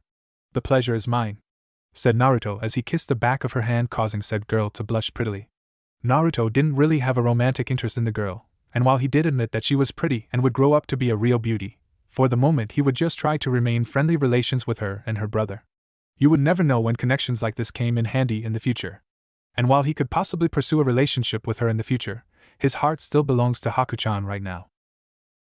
Sakura didn't know why, but it irked her to see Naruto flirting with the admittedly pretty blonde. It used to be her that he did those things with, albeit not as smoothly. It left her feeling a little hollow. Before anything else could be said, Naruto used his impressive reflexes and caught a stone inches away from Kankuro's face, just as it was about to impact it. It caused both Sunanin to put their guards up. Naruto just looked in the direction the stone came from. Sasuke-san, I understand the need for you to exert your dominance in whatever unique mating ritual you seem to be performing, but please don't assault a foreign ninja, especially one of our allies, at least not without consent. This is a somewhat litigious society after all. Even though he's dressed in a cat suit and is wearing makeup, I don't think he swings that way. Please be mindful of that in the future. Naruto kindly advised his teammate, who was sitting up in a tree, bouncing a stone in his hand in an attempt to look cool. Kankuro's face paled at the implications and backed away from the vicinity of Sasuke as fast as possible, taking refuge behind his sister. He even ignored the shot about his war paint. He was much too concerned about his chastity at the moment. Temari was a bit disappointed. Even though he seemed kind of cute, it seemed that he wasn't interested in girls. Oh well, the blonde was much more scrumptious in her opinion. Because of the sincerity and politeness of Naruto's voice, they both immediately believed him with regards to Sasuke's sexual orientation. While he maintained his outwardly polite demeanor, he was laughing his ass off at the constipated look on Sasuke's face. It seemed that the Sunanin believed his as well, which only made it better. Wahahaha! The look on his face is priceless. This is why you're my favorite boya. Serves those stupid Uchihas right. The boisterous laugh of his tenant could be heard in Naruto's mind, causing him to chuckle at how giddy she was at his little prank. Messing with Sasuke became a favorite pastime of theirs. Sasuke was fuming at the nerve of the dope. How dare he imply that? He wanted to go down there and put him in his place, but he didn't want to make a scene. He knew it would only make Naruto's claims more believable if he did something like that. So he settled for trying to set the annoying blonde on fire with his glare. Aren't you going to introduce us to your new friend Sasuke-san? Questioned Naruto, who was looking to the right of a Sasuke, who followed his gaze to find a redhead Sunanin standing upside down on the branch right next to him. He didn't even notice his presence. None of the present gathering did, with the exception of Naruto. Kankuro, you're a disgrace to our village, commented the newcomer coldly. Kankuro just broke out into a cold sweat, his body trembled with fear. Naruto's sharp eyes picked up all this in an instant. Gaara, he whispered. Listen, these guys started it, and he stuttered fearfully before he was cut off. Shut up or I'll kill you. Gaara cut him off coldly, causing Kankuro to tense up. I got it. My mistake. I'm sorry, really sorry. Placated Kankuro. Naruto watched the exchange with interest. With his negative emotion sensing ability, he could almost taste the fear radiating of Temari and Kankuro. It was the most fear he's ever felt a person give off. It was intriguing. The redhead, though, Naruto was able to discern that he was the source of the unbelievable bloodlust that he sensed before. He was much shorter than either of his teammates, with cropped red hair and thick bags under his eyes. He had the kanji for love tattooed on the left side of his forehead. It was his chakra, though, that really caught the interest of Naruto. It was huge. Not as large as his own reserves, but not that far off either. It was larger than even the Hokage, and it was tinged with something else as well. Q-chan. He called out to his tenant in a serious tone of voice. I know. Be careful of this one. The bloodlust and insanity coming off him is nostalgic. If I had to guess, that boy has Shikaku, the Ichibi, sealed within him, replied the Kyuubi in an equally serious manner. That sent alarm bells ringing in Naruto's head. Sending a Jinchuriki to a foreign nation for the Chunin exams isn't necessarily illegal, but it is heavily frowned upon. Something wasn't right here. I apologize on behalf of my teammates, said Gaara as he looked directly at Naruto. He disappeared from his spot on the tree and appeared before Naruto, in what appeared to be a San Shunshin. Sabaka no Gaara, said the redhead. Naruto inferred that he was introducing himself. Gaara looked at him unblinkingly. For most people, it would have been unnerving, but for the boy who got glares sent his way since he was little, it was nothing new to him. He just smiled back politely. Uzumaki Naruto, he answered. Gaara just nodded before motioning his team to leave. As they walked away, Sasuke decided he didn't like being ignored, especially by what looked like a strong opponent. Don't you want to know my name? Asked Sasuke with a smug smirk on his face. Gaara just stopped, turned to look at him, and continued to do so for about 5 minutes, seemingly measuring him up. There was absolute silence. Sasuke was seriously unnerved by the stare. No.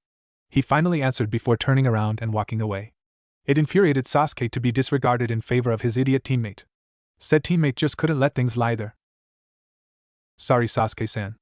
It seems like you aren't his type. But don't worry, I'm sure there are plenty of butch guys in the Chunin exams looking for a little bitch to play with, so don't lose hope. Commented Naruto, causing Sasuke to fume with embarrassment. He was about to attack the blonde before Naruto grabbed onto Konohamaru, Moegi and Udan and disappeared in a swirl of wind. Sasuke just screamed in frustration. Scene change. The next morning found Team 7 on their usual spot on the bridge. Sakura was doing her usual tripe of making googly eyes at Sasuke, who was trying to level up his brooding even further. Naruto, who only arrived a few minutes ago, had a calm smile on his face as he rested against the bridge. What his teammates didn't know was that he was in conversation with his tenant. So what can you tell me about the Jinchuriki of the Ichibi? Queried Naruto. I'm not sure how it affects the current Jinchuriki, but Shikaku always had the ability to control sand along with mastery of Futon ninjutsu. He is also mentally unstable and likes to incite insanity in his containers. You saw that from the bags under the boy's eyes. He doesn't allow his hosts to sleep, responded the Kyuubi. Naruto just nodded in agreement. I'll have to keep an eye on him then. I'll have to find some way to inform the Hokage without tipping my hand. Then again, I'm positive he already knows. Perhaps ignorance is the best way to go, pondered Naruto. Poof. Yo. Sorry I'm late. I got lost on the road to life, said Kakashi. It seems as though he was slipping. He used his standard excuse without even trying to come up with anything original. Liar. Came the customary screech of the resident banshee. Anyway, I know this is sudden, but I've elected you for the Chunin selection exams. Here are your applications, announced Kakashi. His announcement elicited different reactions from his students. Naruto still had the customary polite smile that didn't even twitch at his announcement. Sasuke's eyes burned with hunger for a good fight to prove himself. Sakura just looked terrified. Well, this is just a nomination. Whether you take the exam or not is up to you, he added. If you wish to participate, sign the application and take it to room 301 of the academy by 3 p.m., 6 days from now, he finished, before disappearing in a poof of smoke. Scene change. It was a cool afternoon as Naruto made his way to the Shinobi Academy. It was the day of the Chunin exams, and Naruto was ready to take it on. He stocked up on extra supplies in the morning from kunai, shuriken, saban, ninja wires, food and a sleeping bag. Not to mention a plethora of self-made seals. He had it all sealed away into his clothes for easy access. He wasn't going to be taking any chances with this exam. He arrived at the academy to find a brooding Sasuke and a nervous-looking Sakura. They didn't say anything to each other and just walked into the building. As they climbed the stairs, they heard a commotion at the room with the sign that read 301. Naruto recognized the genjutsu right away as they had only climbed 2 flights of stairs. He knew Sasuke noticed it as well. They saw a boy wearing a green spandex suit with a monstrous set of eyebrows get pushed to the floor. His teammate, a pretty girl wearing a Chinese top with her hair tied into 2 buns, rushed to his aid. You plan to take the Chunin exam with that? Questioned guard number 1. You guys should quit now, suggested guard number 2. You're just little kids, commented guard number 1. Please let us through, pleaded the girl with the bun hairstyle, only to receive a smack to the face from one of the guards. What did you say? Listen, we're being kind. The Chunin exams isn't easy, said guard 1. Among those taking this exam, many end up quitting as shinobi. Others are unable to recover at all. We've seen it many times, said guard 2. You're just little kids besides, we're just thinning out those that will fail. What's wrong with that? He finished. I agree, but you'll let me pass through, also drop the genjutsu. I'm going to the 3rd floor, Sasuke said smugly as he walked up to the guard. The only sound that could be heard after that was the sound of Naruto's palm connecting with his face. What an idiot, he thought to himself. Heh. Not bad, but all you did was see through it, said guard 1 before he burst into action. Sasuke saw the movement and moved to retaliate, only to be stopped by the green spandex-wearing boy, who moved so quickly that most people didn't even notice him, who intercepted them both, preventing the attacks from landing. Naruto just raised a solitary eyebrow in interest. While he looked ridiculous, Naruto could clearly see the well-defined muscles, not to mention his impressive speed. He marked him as one to look out for in the exam. Hey, what happened to the plan? You're the one who said we shouldn't draw attention to ourselves, asked the 3rd member of the strange team. With long black hair and pupilless white eyes, it was plain to see that he was a Hyuga.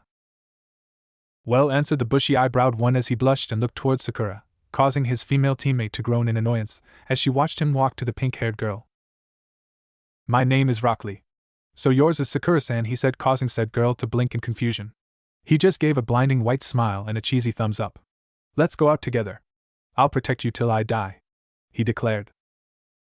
Sakura just looked almost physically ill. Naruto had to use all his control to suppress his laughter at the situation. It was fucking hilarious. No way, she responded. Huh. Lee looked like someone kicked his puppy.